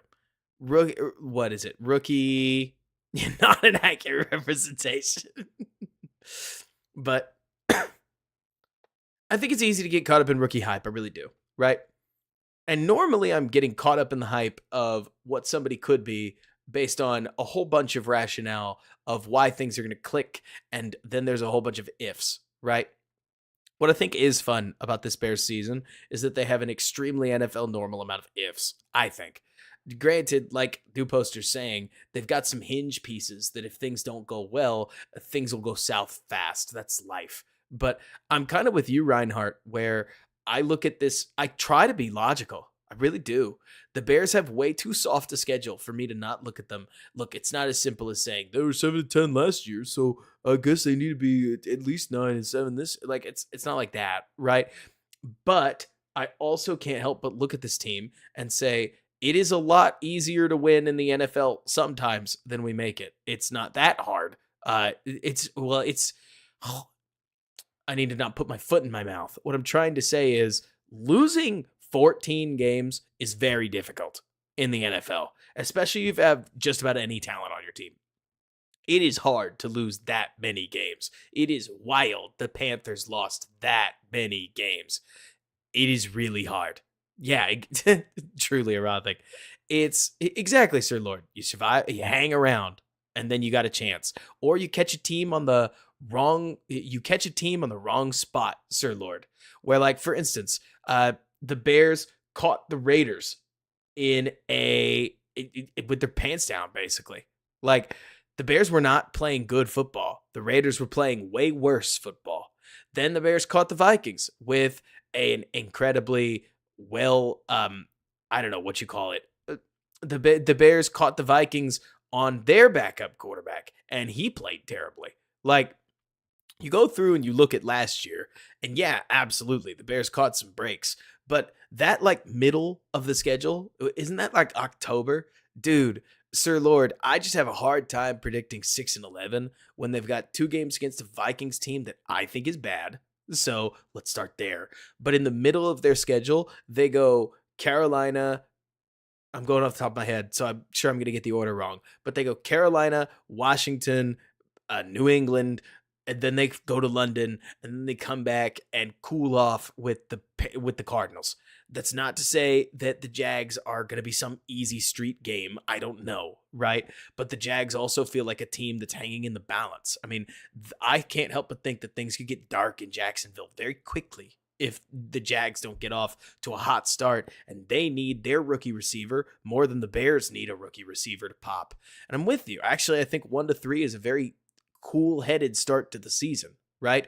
My thought is that I look at it, Sir Lord, and I say, I can't help but feel like everybody agrees that the Bears could easily go 1-3. Like, be a cool-headed person. We're all there. They could go 0-4. 1-3 makes a lot of sense. I'm basically saying it's why, Sir Lord, you keep hearing me say over and over and over, and you'll hear it. If you're listening to the podcast, you'll hear it. I keep saying if the Bears beat the Titans, not when, because I don't think it's a given. But if the Bears do beat the Titans, I think the snowball starts to gain momentum, right?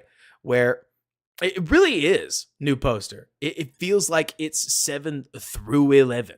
That's a great way to put it. Where if they lose to the Titans, they go 1-3, then they drop a game against, I don't know, the Pats, right? They drop one of those in the middle. So then they get to the Packers 4-5 or something like that. They could easily beat the Vikings twice and pull a win out against Detroit and still end up 7-10, right? So it's not as if a 7-10 season, even a 6-11 season, is entirely out of the question. It's just a matter of, well, what if they win a couple others? But either way, Reinhardt says he's got to go. I got to go too. We got well past the film. But I think that this is a very intriguing season. One thing, here's a question. For all my football heads out there, hopefully that's all of you. So, do you think Tory Taylor directly contributes to a win. I'm talking it's spoken about on talk shows afterwards that Tory Taylor did it. Because I kind of think, yes, maybe I'm off my rocker. But for some reason, the NFL is just weird enough that I can absolutely see a world where at least one season comes down to Tory Taylor hitting a banger and pinning a team, and then the defense comes up with a stop. Like, it was, yeah, that's a good point, new poster, that it's like, yes, but it's hard to point out. Man, forces 3 muffs would be nuts, Reinhardt. That also, what a sad moment for Case Keenum's offense that they even got a Dante Pettis muffed punt and still didn't score. But that's a preseason for you, right? Folks, thanks so much for hanging out on a Friday night. It's been great getting to get back in touch with you guys. We'll be back at you.